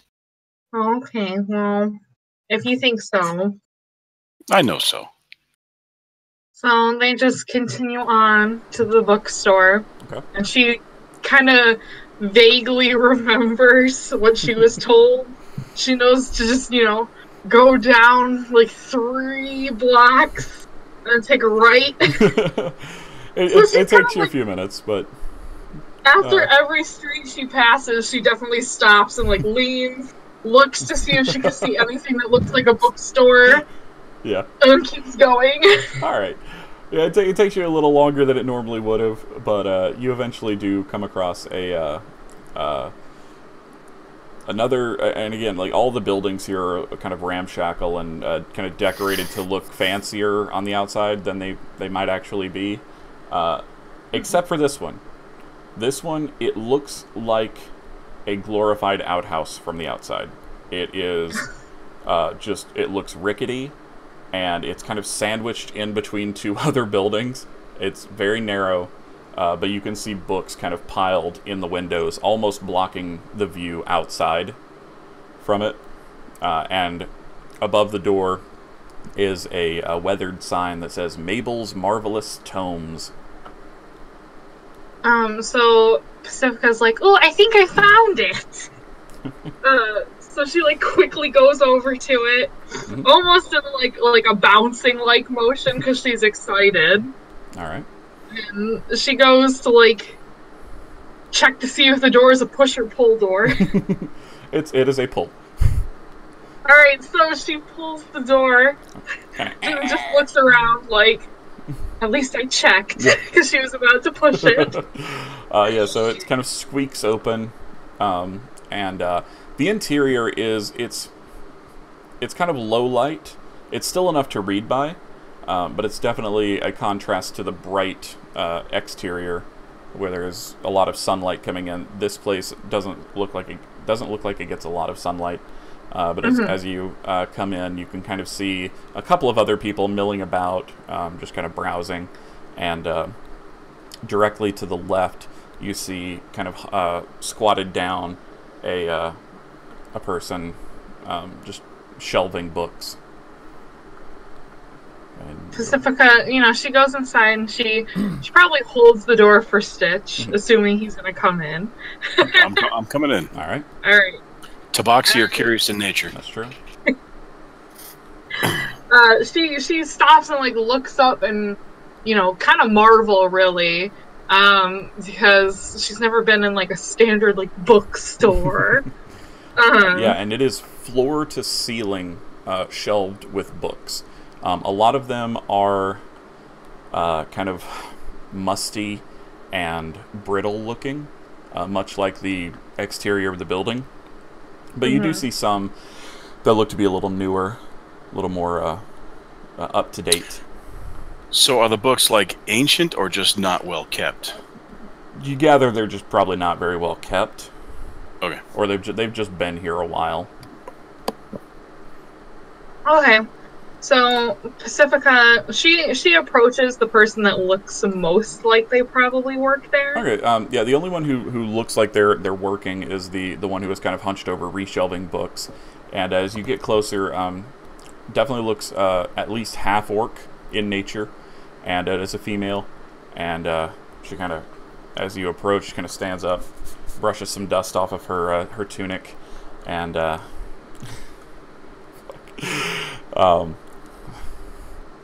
Hello there. Hi. Welcome to Mabel's. Mabel's Marvelous Tomes. Are you Mabel? I am Mabel. Oh, it's lovely to meet you. My name is Pacifica. Nice to meet you, Pacifica. And she puts out a very large, very dust-covered hand. Because of the contrast in hand size, Pacifica actually takes both her hands and like shakes with both hands. Yeah. All right. What are you looking for? I'm actually looking for like romance novel. Sorry, had to make sure I muted the right one this time. Romance. We got romance. What kind of romance do you like? Do you like the typical, boy meets girl? Do you like girl meets girl, boy meets boy? I think I'm gonna say the typical. Yeah, we got that. So she kind of, very energetically, kind of bounces towards the back and off to the side. And there's a section that she's kind of just like, no, not that. Oh, yeah. And she pulls 3 books off of the shelf and brings them over to you. This one here is The Wandering Lyre. Now, it's lyre as in the instrument, which you could see from the spelling, not like a lyre like a man. Yeah. And it's a saucy tale. It's a wandering minstrel. He goes from town to town, and he likes the ladies in all the towns, but he finds a lady who he kind of falls in love with, but it turns out that she's not what she seems. I'm not going to spoil it for you, but it's real good. I highly recommend The Wandering Lyre. This one here is The Shepherd's Delight. Oh boy. The Shepherd's Delight. It's about a lady who she's a shepherd, a shepherdess, I guess. I don't know the politically correct term, but but essentially it's the same thing. She finds a guy, they fall in love. You know the story. It's not quite as risque. You could read this in a public place and not be ashamed. Of course, I'm never ashamed, but some people are. Okay. And this last one, it's Illusions of the Heart. Oh. And this one is it's pretty new. Really? Yeah, it's a new up and coming halfling author. You probably haven't heard of him, but it's about a mage who his specialty is in illusion magic, and he can't really control it. Sometimes it goes a little awry, and some things happen. God. But but he finds a girl, and the girl helps him to get his magic under control. It takes a woman's touch sometimes. Of course. I actually haven't read that one yet. But if you do, I want all 3. Oh, well, you'll have to let me know how you like Illusions of the Heart. I need to know if I need to order more. Oh, of course. I'll come back and I'll tell you. Thank you. I appreciate that. For all three books, it's going to run you 1 gold, 5 silver. She quickly just fiddles in her purse and pulls it out and just hands it over. And makes grabby hands for books. All right. Is there anything else you're looking for? So I have to ask, because it seems that you've read, all the books here. A fair few, yeah. So I am looking for, a romance novel that, I really want a romance novel where it has, a half-elf as the main protagonist. All right. Because I have a type. Well, don't we all, dear? Yeah. My type is, my type is actually standing pretty close to you. What's your name, sweetheart? And I kind of... Oh, yeah. I'm looking at you, Furball. Oh, no. I like your collar. Elbow stitch.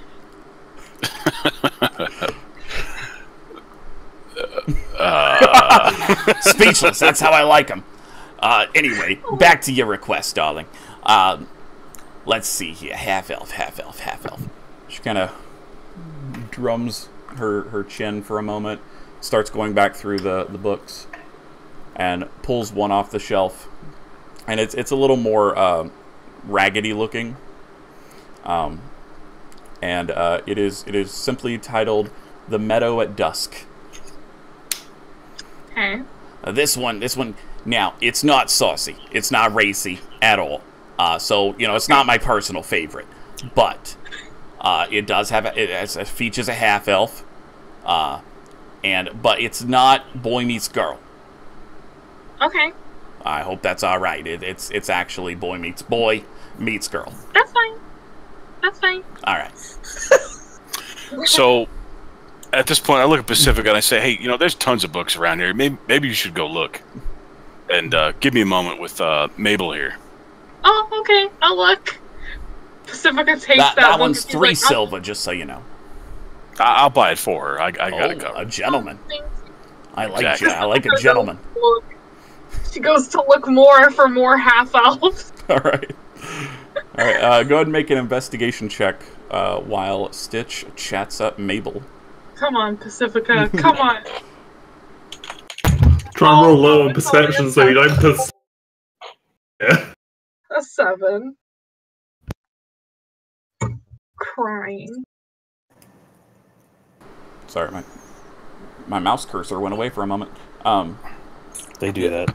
Yeah, you're not really finding anything half-elf, but you keep looking. There's a lot of books. It's going to take a minute to go through. Stitch, what are you up to?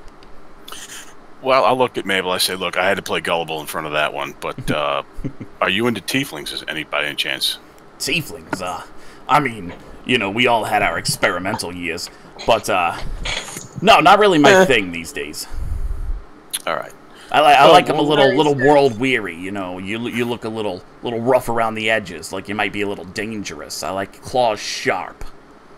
We'll get to the weird stuff later. Is that a promise? Sure. All right. Do you have any books in here on portals? Portals? Well, I mean, she just bought a couple, but I think you're talking about a different kind of portal. Maybe not. Whoa. Sorry. As soon... Oh, my God. The filter did not work there. Different kind of portal. Yeah. The actual magic... Well, they're both magical, so that's a bad analogy. I assume, since everybody seems to be asking about this lately, you're talking about the portal that showed up a couple months ago. You're talking about that kind of portal, magical kind. Yeah, but not theoretical, more of factual. You're looking for something a little more scholarly. Exactly. I mean, I was kind of cleared out by a couple of guys not too long ago. Weird-looking fellas, but we may have gotten something back in. Hold on. She kind of, again, very energetically, kind of bouncy, trots away to the back room. She's gone for a few minutes, and she comes back with a. It's not really a book, so much as it is just a loosely bound collection of papers. And does it look recent, or does it look something that's been? It looks like it was around? written pretty recently, compared to a lot of the other stuff in here. Okay, and I'll ask her, those two gentlemen, you said weird-looking gentlemen. Yeah, real weird characters. Their names wouldn't be Rimo and Guili by any chance, would they? Yeah. Yeah, do you know them? Kinda. Yeah, they just asked about books about portals, too. They had asked a lot of questions about, like, has anything like this ever happened before? Just the normal stuff. Very inquisitive. Didn't buy anything, though. But they did read your books. They on portals. Oh, yeah, shit. Sorry. They did buy things. I spoke too soon. Literally just said that.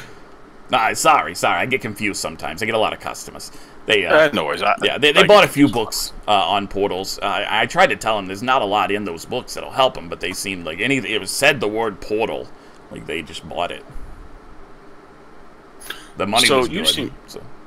You seem like a scholarly individual. Is there one person? Well, thank you. Yeah, I'll get your number later. Anywho, is there anybody in this town who's an expert on this type of stuff? An expert on books or portals? Portals. Or books, for either way. Well, I'm the expert on books. That's me. You're talking to her. Who would be the scholar, the head scholar in this town? The most knowledgeable person? In this city, not a lot.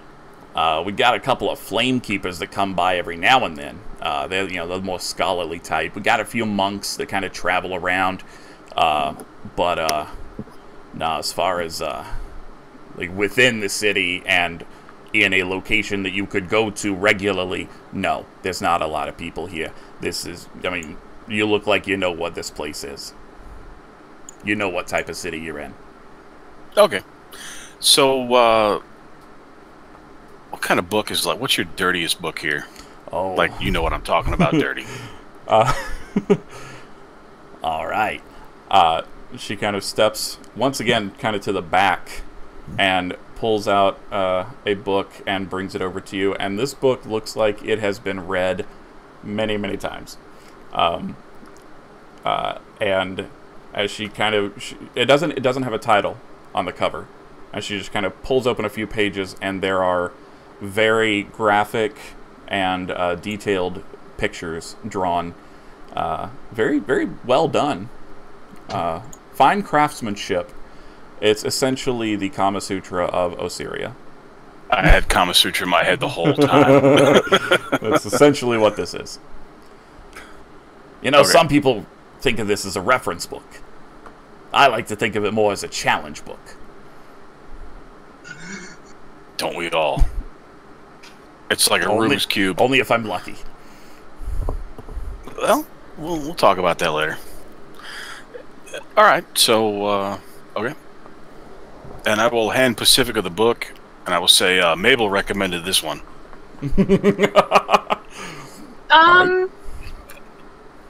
Opens it. It is graphic and, immediate. There's not a page in this book. There's not a page in this book that isn't immediately offensive to Pacifica's eyes. She immediately drops it. All right. Maybe not ready for that Mabel yet. kind of scoops it up off the floor. That's my favorite book. Don't do that. Books are sacred. Books are sacred. I'm sorry. It's fine. It's fine. A lot of people think of books as just static things. I like to think that they're alive. They tell stories. And this one tells a story. How much? For this one? For the Kama Sutra book? For you, 1 gold. Alright. So, I'll kind of flip through the book and I'll show her page 12. And I'll kind of look at her and I'll go, we'll talk later. She just raises one bushy eyebrow, and you see her tongue kind of flick out and lick her tusks. Oh, God. I didn't need that visual, but okay. Yes, you did. We all did. Pacifica didn't. Pacifica didn't need to see that. Pacifica just immediately is like, okay, bye! Thanks for your business, darling.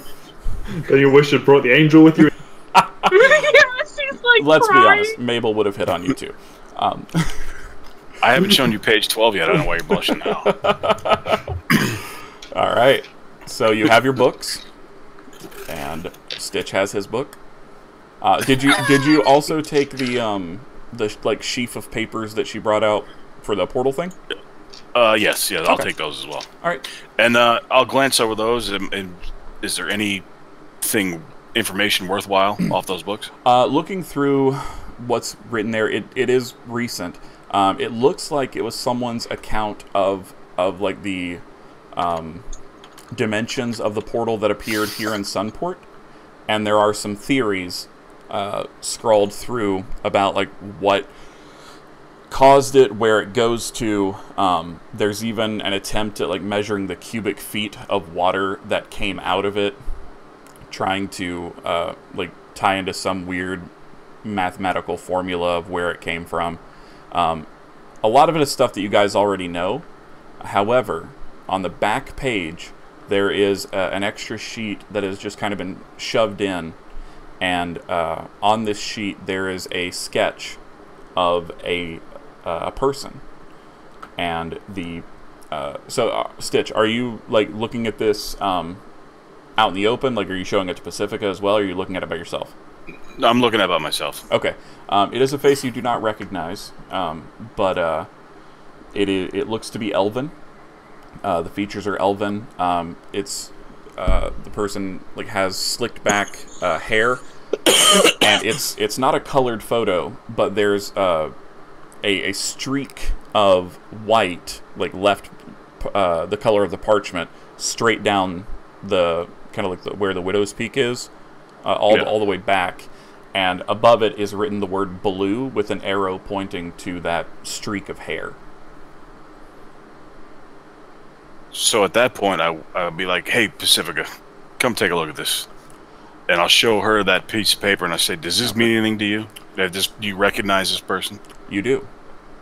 Not, yeah, I'll just give this because this was kind of a weird occurrence. A few months ago, you were present for a conversation / confrontation between, what was her name? Telaris, I think, and this individual. And you weren't privy to like what went on. You just kind of saw it from a distance, but it did not look like they were friendly to one another. And after the fact, the man kind of left in a huff, and Telaris, for a couple of days afterwards, was a little on edge, talking about people toying with powers they didn't understand. Yeah, my mama doesn't like him. Your mom? Oh, why? I didn't really hear the conversation, but I think maybe he was power hungry, because my mom was saying stuff like people messing with powers that they shouldn't and that they don't already have. And at this point, you both would recall the conversation with Skell originally, where he had mentioned a man, a man who talked like a noble, coming into the bar with 3 other individuals, and then him seeing that same man kind of standing in front of the portal with the water not touching him, just going around him. So does this drawing in the book look like a noble? He does have like very fine features. The clothes that he's wearing is just like a simple traveling cloak with a hood, but Pacifica, like you recognize with the blue streak of hair that kind of runs from this guy's forehead all the way down the full length of his hair. It was very distinct when you saw it, and that's kind of what triggers that memory. Like, this guy is easy to pick out when he doesn't have the hood up, especially. Yeah, he's got that weird hair thing. It's like blue. All right. Do you have a dude? I'm asking Pacifica now. Do you know this guy's name? No, I don't. No. At least I don't think so. My mama didn't tell me. No, she never gave a name. At this point, we're going to switch over to Yannick, because we've spent a lot of time on everybody else. Oh, there you go. Oh. Okay. Yannick will make his way to the grave, and when he comes up to the entrance, before he even steps inside, he wants to do Eyes of the Grave. I've learned from the past to check graves before I go into them, or graveyards, okay, just to see if there's any undead. So it just checks to see if there's any undead within 60 feet of me. It just lasts for a round. You do not sense any undead in your presence.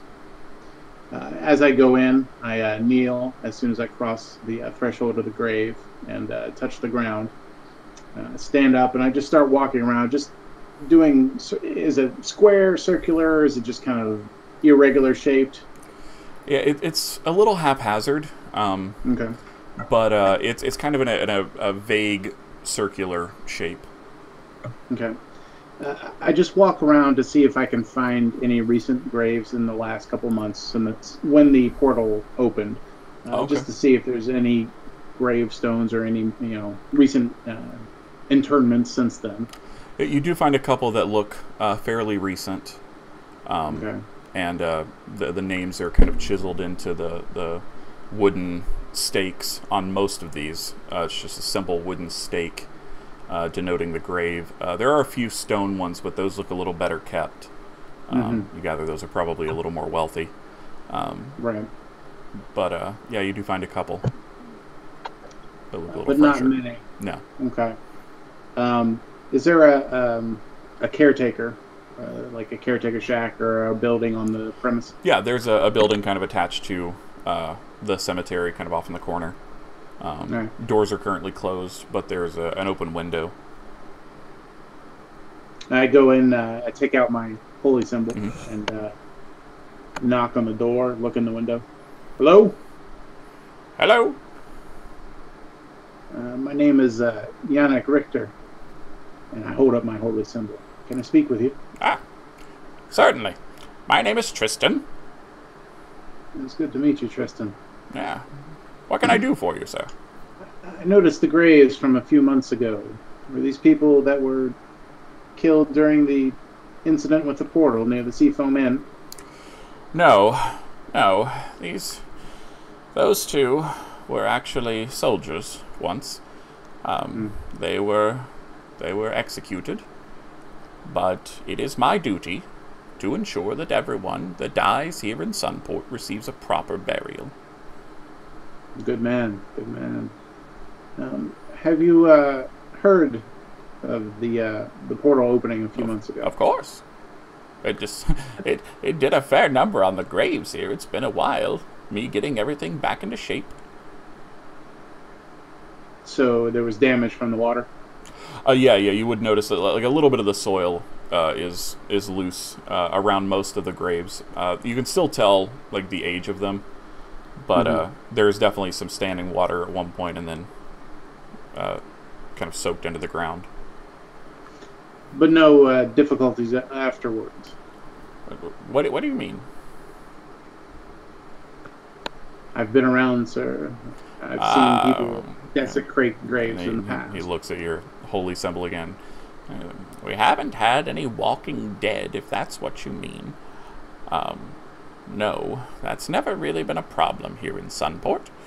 But we have had a few grave robbers in the past, and they've been dealt with. They are buried right over there in that corner. Interesting. Have you heard any, just from your own... You hear things. I know you hear things. We all hear things in our line of work.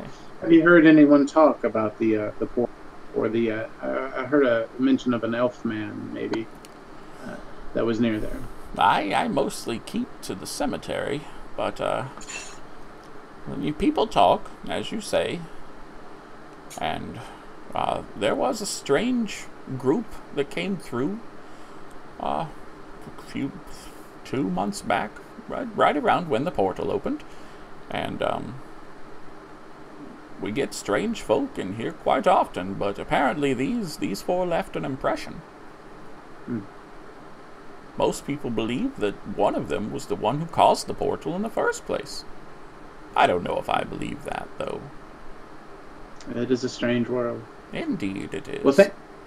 Well, thank you for your service, and I give him a couple gold. Well, thank you for your time, and my name again is Yannick Richter. If you ever need me, if I'm in the area, send word. Yannick. All right. If things begin to rise, please let me know. Oh, I will. I'm far too old to be fighting those types of things anymore. So I give him a couple gold and kind of claps him on the shoulder, and then head back to the Seafoam Inn. He immediately puts the 2 gold in a small urn on a pedestal. That you've seen these types of things before. It's essentially like a donation box for the upkeep of the graves and people who can't afford to be interred. So Like, he just immediately puts it in there and walks back into his house, or his little room. All right. So I head back to the seafoam then. Okay. Gormer. You're muted. Thank you. He was just following Ozzy, making sure he was okay. Okay. He's not like going into any stores, just keeping an eye on him. All right. And so you saw Ozzy go into this shop and then come back out, looking a little flustered, but you know. Flustered, I am flustered. I dust off myself of just kind of like the bad energy. I look up. Would I see Gormer? He's not hiding.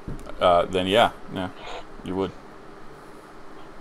So I put out my finger for a second, and a bah comes out of my mouth, and then I cough, and I'm like, Gormer, have you been following me? Yes. I just wanted to make sure you were still all right. Well, you wanted to make sure I wasn't a sheep, huh? Mm-hmm. Okay. Well, I've got no leads on where these portals are coming from. Everyone seems to have heard about them, but no one seems to actually, like, know anything beyond, like, that they're just happening. So, let's... What do you want to do, Gormer?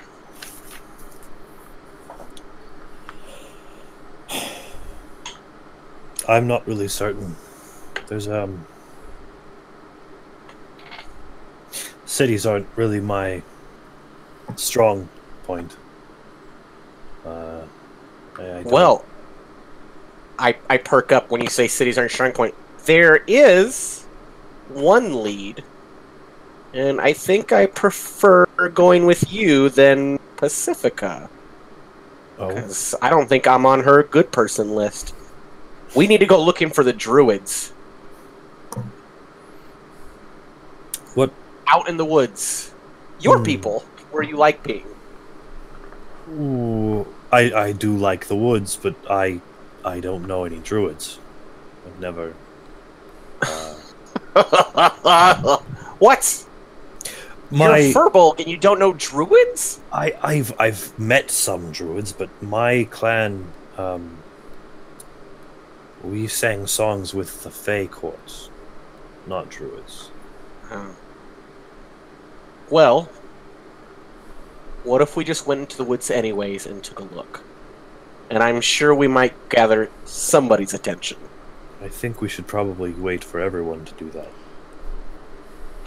You're right. You're right. At least one other. Let's go back to the inn and wait for them then. All right, so you guys are heading back to the inn? Yep. Sorry, didn't step on you there. No, you're fine. Barakiel, what are you doing at this point? I think at this point, pretty soon after, you're cutting. He would have cutting out quite a bit. Sorry. Sorry. How's that? Yep. So after he'd finished with the horses, he would have gone upstairs to the room, pulled out a map, and started mapping out where all of the what's it called? All of the portals had shown up on a map. Okay. And just to sort of see if he can discern any patterns. Okay. Pacifica and Stitch, are you guys heading back to the tavern as well? I think so. Yannick? Oh, Stitch, you're muted. Everybody's muted. yeah, we're headed back. All right. Yannick? Heading back to the Seafoam Inn. So as you guys all kind of converge back into that town square style area, Gormer and Pacifica, I will have you guys make nature checks real quick. 21! All right. I only have a +2, and I got a 22. Oh, nice. So you both notice it pretty much at the same time. Gormer a little bit faster, but Pacifica, you're right there with him. Yeah, it's the height. The air pressure seems to be dropping. And humidity is rising very, very quickly. And as you look up into the sky, you can see these dark, swirling clouds starting to coalesce and spiral around themselves, not too far off of the coast. It's large enough to where you can see over like all of the houses and shops off in the distance. You gather probably less than a mile off of the coast. So kind of reach over and try to tap whoever's next to him, which is probably Ozzy. Yeah. Ozzy, you feel Gormer tapping your shoulder. What is it, Gormer? What is it?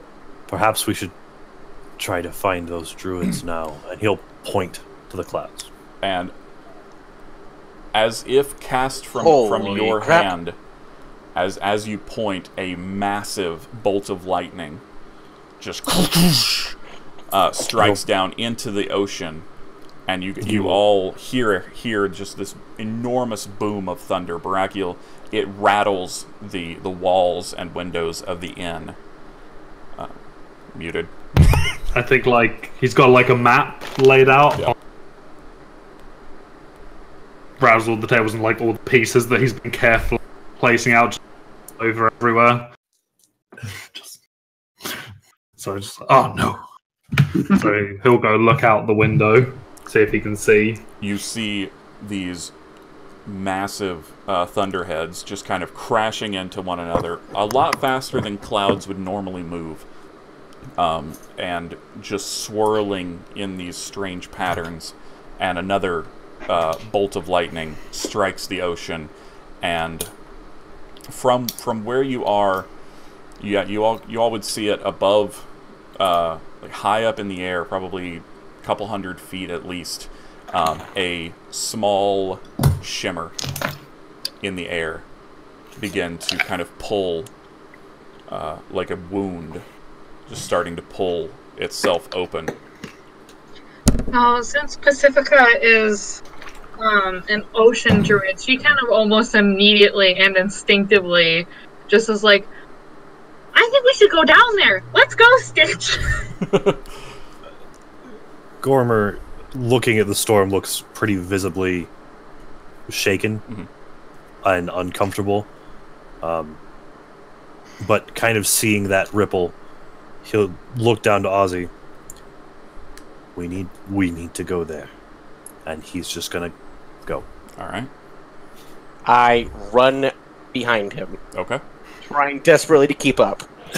Pacifica probably runs back to the inn to get Barakiel. Oh, I was gonna say, do I see the people running past? No, she runs in and she's just like, Barakiel, come on!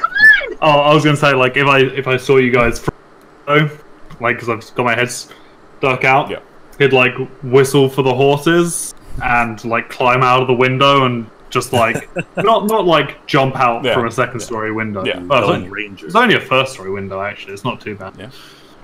But like he would just like slide down the edge of the building and then like mount his horse. All right. And like like lift up Pacifica if she wants a ride. Yeah. As she's there, and like he'll like Bjorn one arm like throw her, she like pretty much just grabs Stitch. So you got 3 people on this horse. I'm in like full cheetah mode. No need to grab me. Okay. I'm like, he's on all fours, just booking it. Same with Bjorn. Yep. Keeping pace with Bjorn. And then just like ride the horse towards the docks. Okay. Yannick, are you also running towards the storm? Yes. Okay. I am. So as you guys are racing towards this, it takes you a little bit to get to the shoreline because swarms of people are just running away from the shoreline. There's a dock set up for incoming ships with a few piers along it, and then there's a little beach area where people can just kind of hang out and enjoy their lunches or family day or whatever. And people are just running away from it. And as you guys begin to approach, you can see the water level receding from the shoreline as it is being pulled towards whatever this is. And it doesn't look like it's like when it's rough surf, the water will pull away and then it'll come back in. This is not coming back in. It is just receding, and you can see like small fish just kind of dying on the beach there. So just to make sure I'm visualizing this right, we are standing on the ocean, and the ocean is... Holy shit. The ocean is receding. And as you look out, you can now see this spout of water, like in a swirling column, is reaching up, and it's kind of meeting with this tear in the air, and the two energies are kind of striking one another, and the tear is getting bigger and bigger, and it's like it's consuming the water coming down in this massive torrent. We have to stop this. Like, right now. How far out is it? From here, you would probably guess that it's at least a couple thousand feet. Yeah. I'll take a quick glance around. Is there anybody not running from this other than us? Make a perception check. And can I also make a perception check to look for, since there are ships around? That's a nat 20 again. Oh, nice. I'd like to 25. find like a spyglass or something to look out to see. So as... Or would that be investigation? Well, yeah, investigation. Okay. Don't know why I said that. I'm worse at that. Well, I would have you roll sleight of hand, or either acrobatics or athletics as well. For looking for a spyglass. Oh, you see one. It is currently on the waist of an individual running past you. Actually, okay. Yeah, he's not even paying attention. You can just reach out and grab it. Oh, I was going to say, like, I'd grab him and say, give me... Take it! Take it! I don't need it! He runs away. And then, put him down. He just keeps running. And then I'll use it to look out to sea. Alright, so, yeah. Since you're looking directly... Like, what part of this are you looking at? I mean, I'm gonna, like, sort of scan around, like, start at, like, the base of, like, this water torrent. Okay. Look up to the tear. Yeah. So in the time it takes you to grab the guy, get his spyglass, and kind of dial it in, focus it in, Stitch has already seen, and you just kind of get a better view. Standing atop this column of water, you see just kind of an outline of a figure, human-sized, just holding arms aloft, and it's almost like they're grabbing the air and pulling it apart. Holy crap! So how much? And they're just standing like atop this column of water as it's coming down, and the rip is following them. How much detail does Barakiel see with this spyglass? You would see a fair bit. There's only a couple thousand yards or a couple thousand feet out. You would see a fair amount of detail. It is a traveling robe, and as the wind is kind of rushing past, the hood falls back, and you see a streak of blue in an otherwise mass of black hair. Which doesn't actually mean anything to me at the moment. Well, I will actually take the book out, and I will flip to the page, and I'll show it to him and be like, "Are you seeing what I'm seeing?" Yes, but with more color. Well, it says blue right here. It's pointing to his hair. Yes, but the text is in black. Wait, Sure is enough. that the guy I said that I saw with my mom? Yep. And I'll pass Stitch the spyglass so he can get a better look. Or who would I assume is the most perceptive? Oh no, unfortunately, it is sorry, just names are deserting me. Is Yannick there? Yep. Yeah. Yeah, he'll pass it to Yannick and say, "What can you see?" Are you like pointing him towards like where the figure is? Yes. Okay. Yeah. And be like, we see a figure up there. Do you see anything else surrounding? And I will, whilst the clearly that guy is far away, so I won't be able to sense him. But I'm going to use my divine senses to reach out in the local area to see if there is anything celestial, fiend, or undead, or consecrated or desecrated. You do not objects or you do not sense any of that around you in the immediate area. Okay. However, Yannick, as you were looking through the spyglass, you see the figure that Barakiel pointed out, and again you see like just dark, flowing, traveling robes being pushed back by the wind, and this black mane of hair just kind of swirling around, and a single streak of blue running down it. However, in the portal, you can see just kind of shimmering behind it just a massive, what looks to be like an octopus tentacle, just kind of float by this opening. It doesn't look like it's trying to get through. Possible, but it's there. There's something in the. It's either coming out or it's in there, but there's a large something in that portal. And do you pass me the spyglass back to have a look? Yeah, I'll point you right at it. Yeah, I'll have a look. You see, and possibly pass the spyglass to Pacifica and say, "Do you recognize this?" Pacifica, make a nature check. We'll say. That's the closest thing. 17. 17. It looks like a giant octopus arm, but it is on a massive scale. Like, we're not talking like the arm is the size of a person. We're talking about like the arm. The arm that you see is the height of a house. Like, its thickness is that of a house. It is absolutely massive. You do not know what this creature is, but you know what it bears a resemblance to, which would be a squid or an octopus. Guys, it's like the biggest octopus I've ever seen, and I've seen octopuses before. I mean, this one could like not fit in a house, not fit in 12 houses. The biggest thing I've ever seen, and it's not good. You've got to be kidding me. We're gonna go out into that? No, we should stop the guy. At this point, Ozzy, directly on either side of you, you hear and feel kind of a as two familiar figures appear, one on either side of you.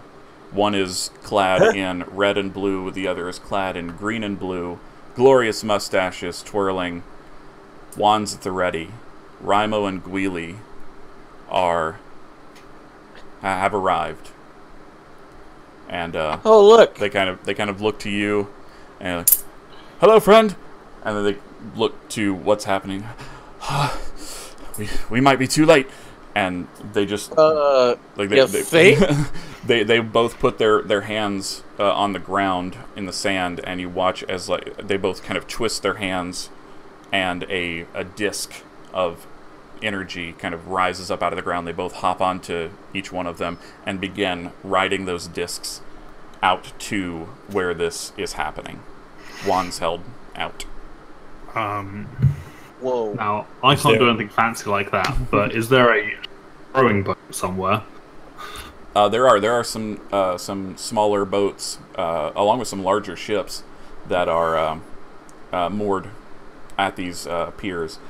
Well, I can't sail a large ship, but I'll give a rowing boat a go. Yeah, easy enough. There's nobody guarding it, and it's kind of being knocked against the side a little bit, just from the wind that is happening, and the wind is fierce. It's not enough to blow you off your feet, but it's a really bad storm, is what I feel. But there's no rain.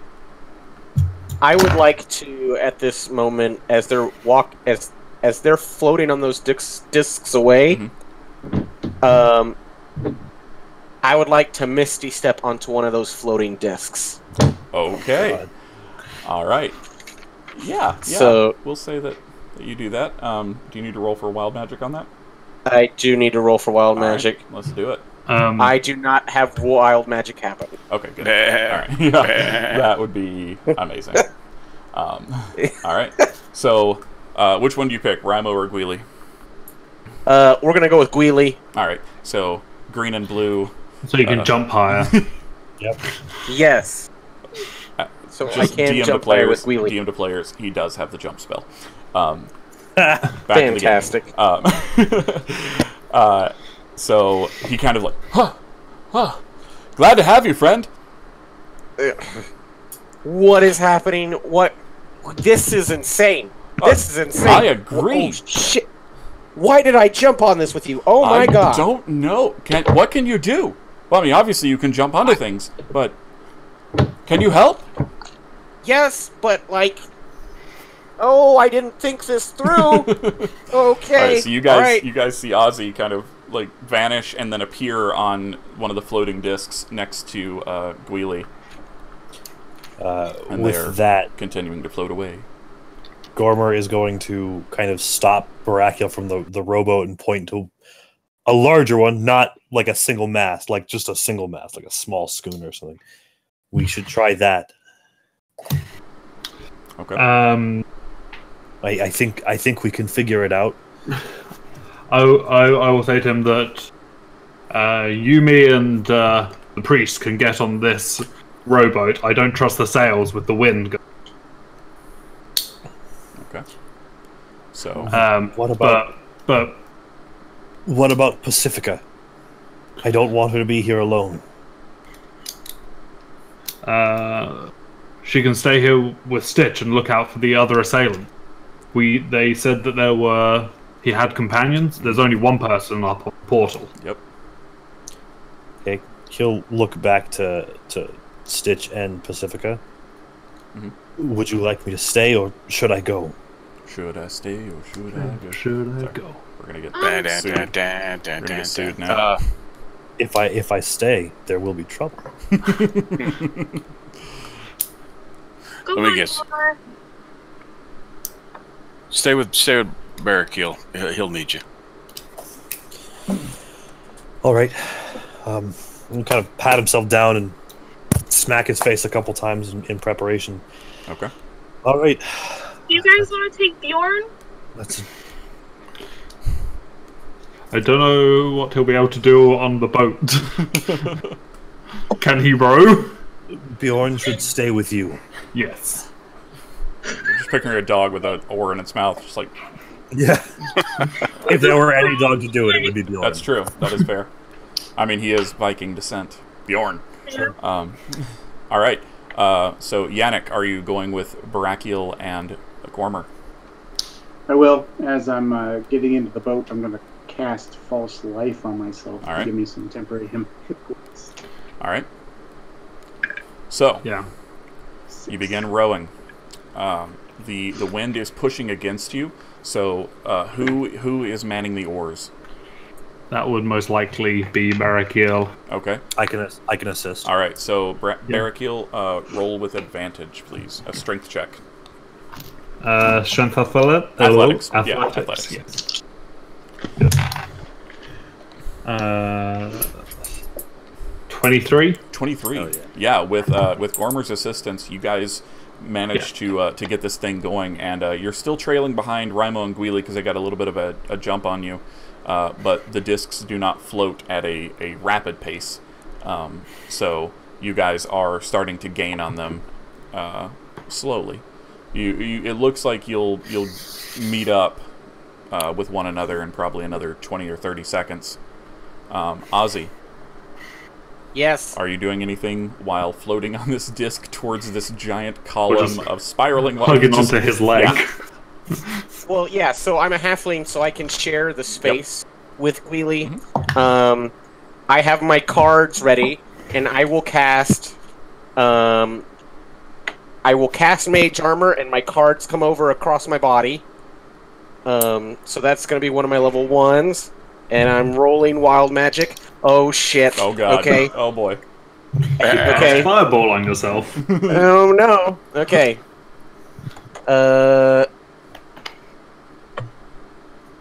Cool. 68. You are frightened by the nearest creature.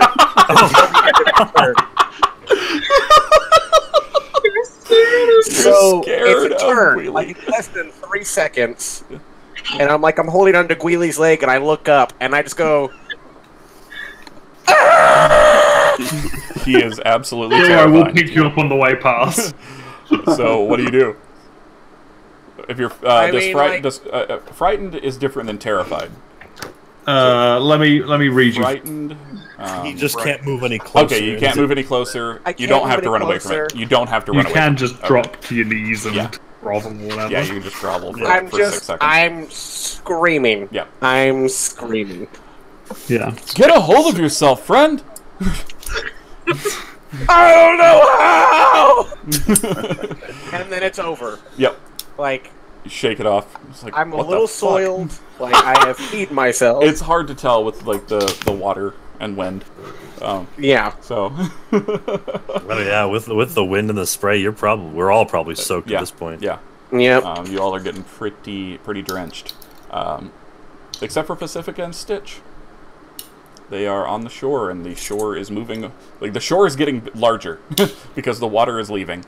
But who knows how long that'll last.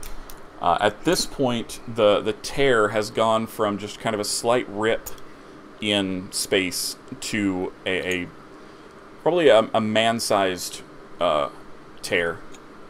Like a person could easily walk through it. This isn't happening super rapidly. Like it looks like it's taking a lot of effort for whatever this is. And this guy was once again just kind of grasping the air and just moving downward with this column of water. But it is a relatively slow process. How tall is the column of water? The column of water at this point is about 180 feet high. It's rising up into the air pretty far. And the guy's at the top of it. Yep, just like standing on top of water, weirdly.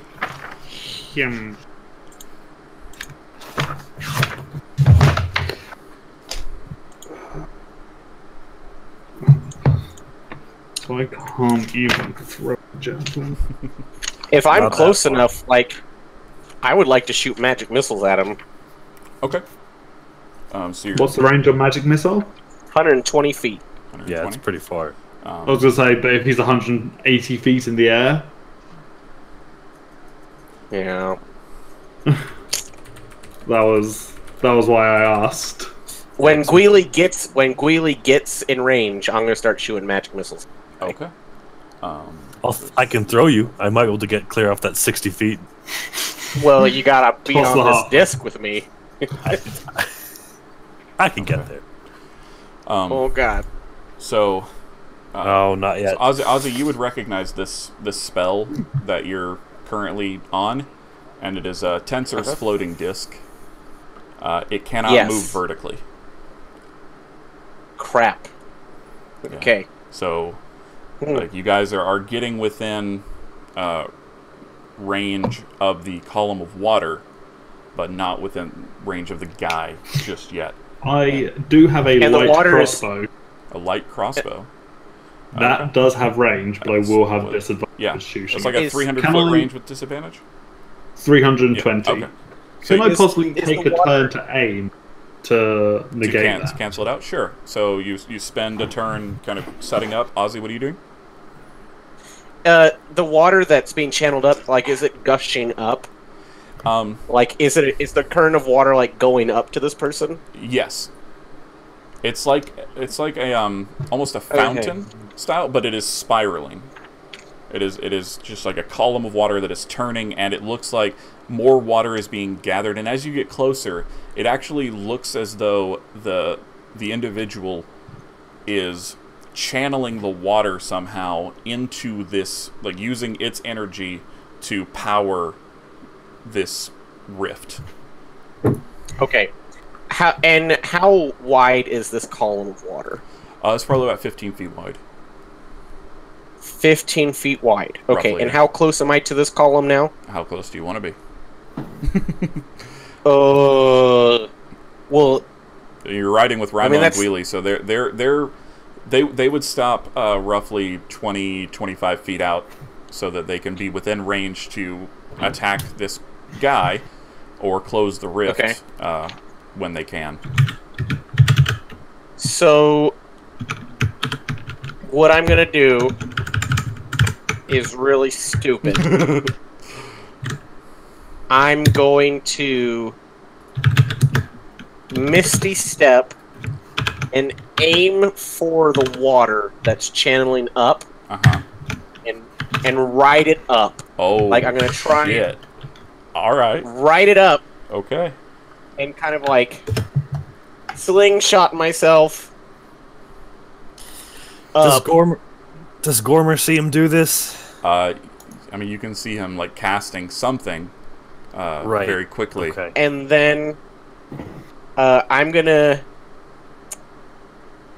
use 2 of my sorcery points to make this a quicken spell. Okay. And we used your bonus action. Yeah, use it. Do that as my bonus action, and then fire bolts the person. Okay. Like go up. All right. So this is a lot happening. So the Misty Step first. You are entering a torrent, a tornado of water. So it's gonna hurt. So as you, I'm gonna use Tides of Chaos to do my best athletics check that I can. Okay. Well, to roll advantage on. Well, you do end up, you Misty Step into the center of this column, and immediately water just rushes into your nostrils. It's filling your ears. You close your eyes instinctively because it is ocean water. It's salty. You do suffer immediately 4 points of bludgeoning damage as you are just kind of racked from side to side. And now I will make you have your athletics check to kind of center yourself in this. While this is happening, Pacifica, Stitch, on the shore, you can hear the people like in the distance kind of running away from this. Pacifica, you hear this screech from behind you. As you glance up, you see a giant eagle just barreling towards you and Stitch. Make a perception check with advantage for reasons. Okay. Both of us? Don't fuck this up. Well, you can make the perception check, Stitch. Nat 20! Nice. Nat 20! This. So it's a 26. This is a familiar eagle. You've seen this form many times. She used to take you riding as a child. This is Tesseril. Or Tesselar. Whatever. I don't remember her fucking name. I made it up, and I can't remember it right now. Anyway, this is your mom. This is your mother. And she is, like, barreling towards you, talons outstretched, as if to lift you. And she kind of like immediately moves to wrap her arms around Bjorn, but also grabs Stitch. Okay. Stitch, your perception check was what? 16. Okay. Alright, so, because if it had been a natural one, you would have been terrified of that. But it's fine. So you see this giant eagle start to swoop down with its talons extended, and you see Pacifica just like waiting to be lifted with Bjorn, and she reaches out an arm and grabs you as well. Do you resist? Pacifica says, "Don't worry." Okay. Like she like yells it over all the noise. Okay. So are we still? There still could potentially be other culprits on the ground on the shoreline, right? Possibly. But I mean, I guess it depends on what you consider the immediate threat. You know what? I'll let it happen. All right. So we're going to make this. Yeah, natural 16. So yeah, you guys are picked up, Pacifica in one talon, and Stitch in the other, and the eagle immediately like begins to sag a little, but fights and starts to rise. Can't get too high, but you guys are kind of skimming the water, and you're moving towards all of this craziness that is going on, and that, unless people in the boat... I got a natural 20 on that athletics check, by the way. You managed to hold it. You managed to hold yourself in place, just kind of moving side to side, like on those weird balance balls in the gym. Like you're just kind of like, woo. So you are rapidly rising up this column of water. Gormer, Barakiel will give you guys, and Yannick will give you guys a quick final action before we wrap up. We see Ozzy disappear, right? Oh yeah. Yep. Okay. He went from the disc, and he was gone. Right. So as soon as he disappears, he's actually... I'm going to use my Firbolg magic for the day and just cast Detect Magic. Okay. You detect Ozzy. Appear? Yeah, you see Ozzy appear like a little outline blur in the middle of this typhoon of water, and you see him immediately begin to shoot up. All right. He's going to turn to Barakiel. I don't think he can control his magic. I'm going to go get him. Okay. All right, Barakiel, Yannick. Barakiel blanking out what Gorman's saying. I'm just going to try and crossbow this guy. All right, make your attack. Use my big dice. All right. Yeah, big dice.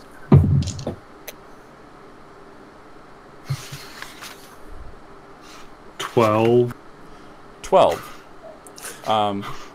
The arrow or bolt flies up, and it almost looks like you hit from this distance, but then as the cloak kind of flaps again, you see just a hole through it, and the bolt is gone. Sorry, he does have an AC higher than 12. Sorry. Barakiel is good at hitting with melee weapons. He's not good at shooting. I understand. Yannick. As Gormer is jumping into the water, he yells, "It's neither of yours time!" And then he also has a light crossbow, and he'll take a shot. Okay, we'll say that you were readying that action. Yeah. So go ahead. Yeah. He shoots over there. It doesn't even matter. All right. All right. So both bolts kind of go wide. And Gormer, last bit. He's going to channel the energy that he's been taught to activate Step of the Wind. All right. That's what I figured. Yeah. Double that jumping distance. Yep. And we're gonna try to dive in and get to Ozzy. Okay, so immediately diving in, you will suffer 2 points of bludgeoning damage as the water is just slamming into you from all sides. I will have you make an athletics check, please. Okay. Or acrobatics. We could roll either. Is it a natural 20? It is a natural 20. All right. With acrobatics, that brings it to 25 again. Right. Yeah, you like almost as immediately as you see Ozzy appear, you just like dive in after him. You manage to catch the bottom of his leg, and you are both being rocketed up.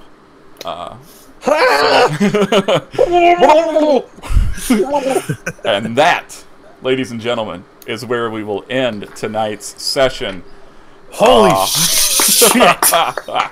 Oh man, I cannot wait! For this to continue. Oh Jesus. Man, I was anticipating this. I was like, there's a few things that are kind of go in order here, and you guys hit all the beats, and we made it. Fantastic. All right.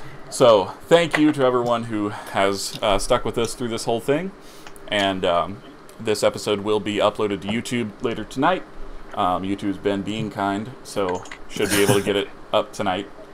Wow, that was phrasing. I should be able to get the video uploaded tonight. The other is a personal problem.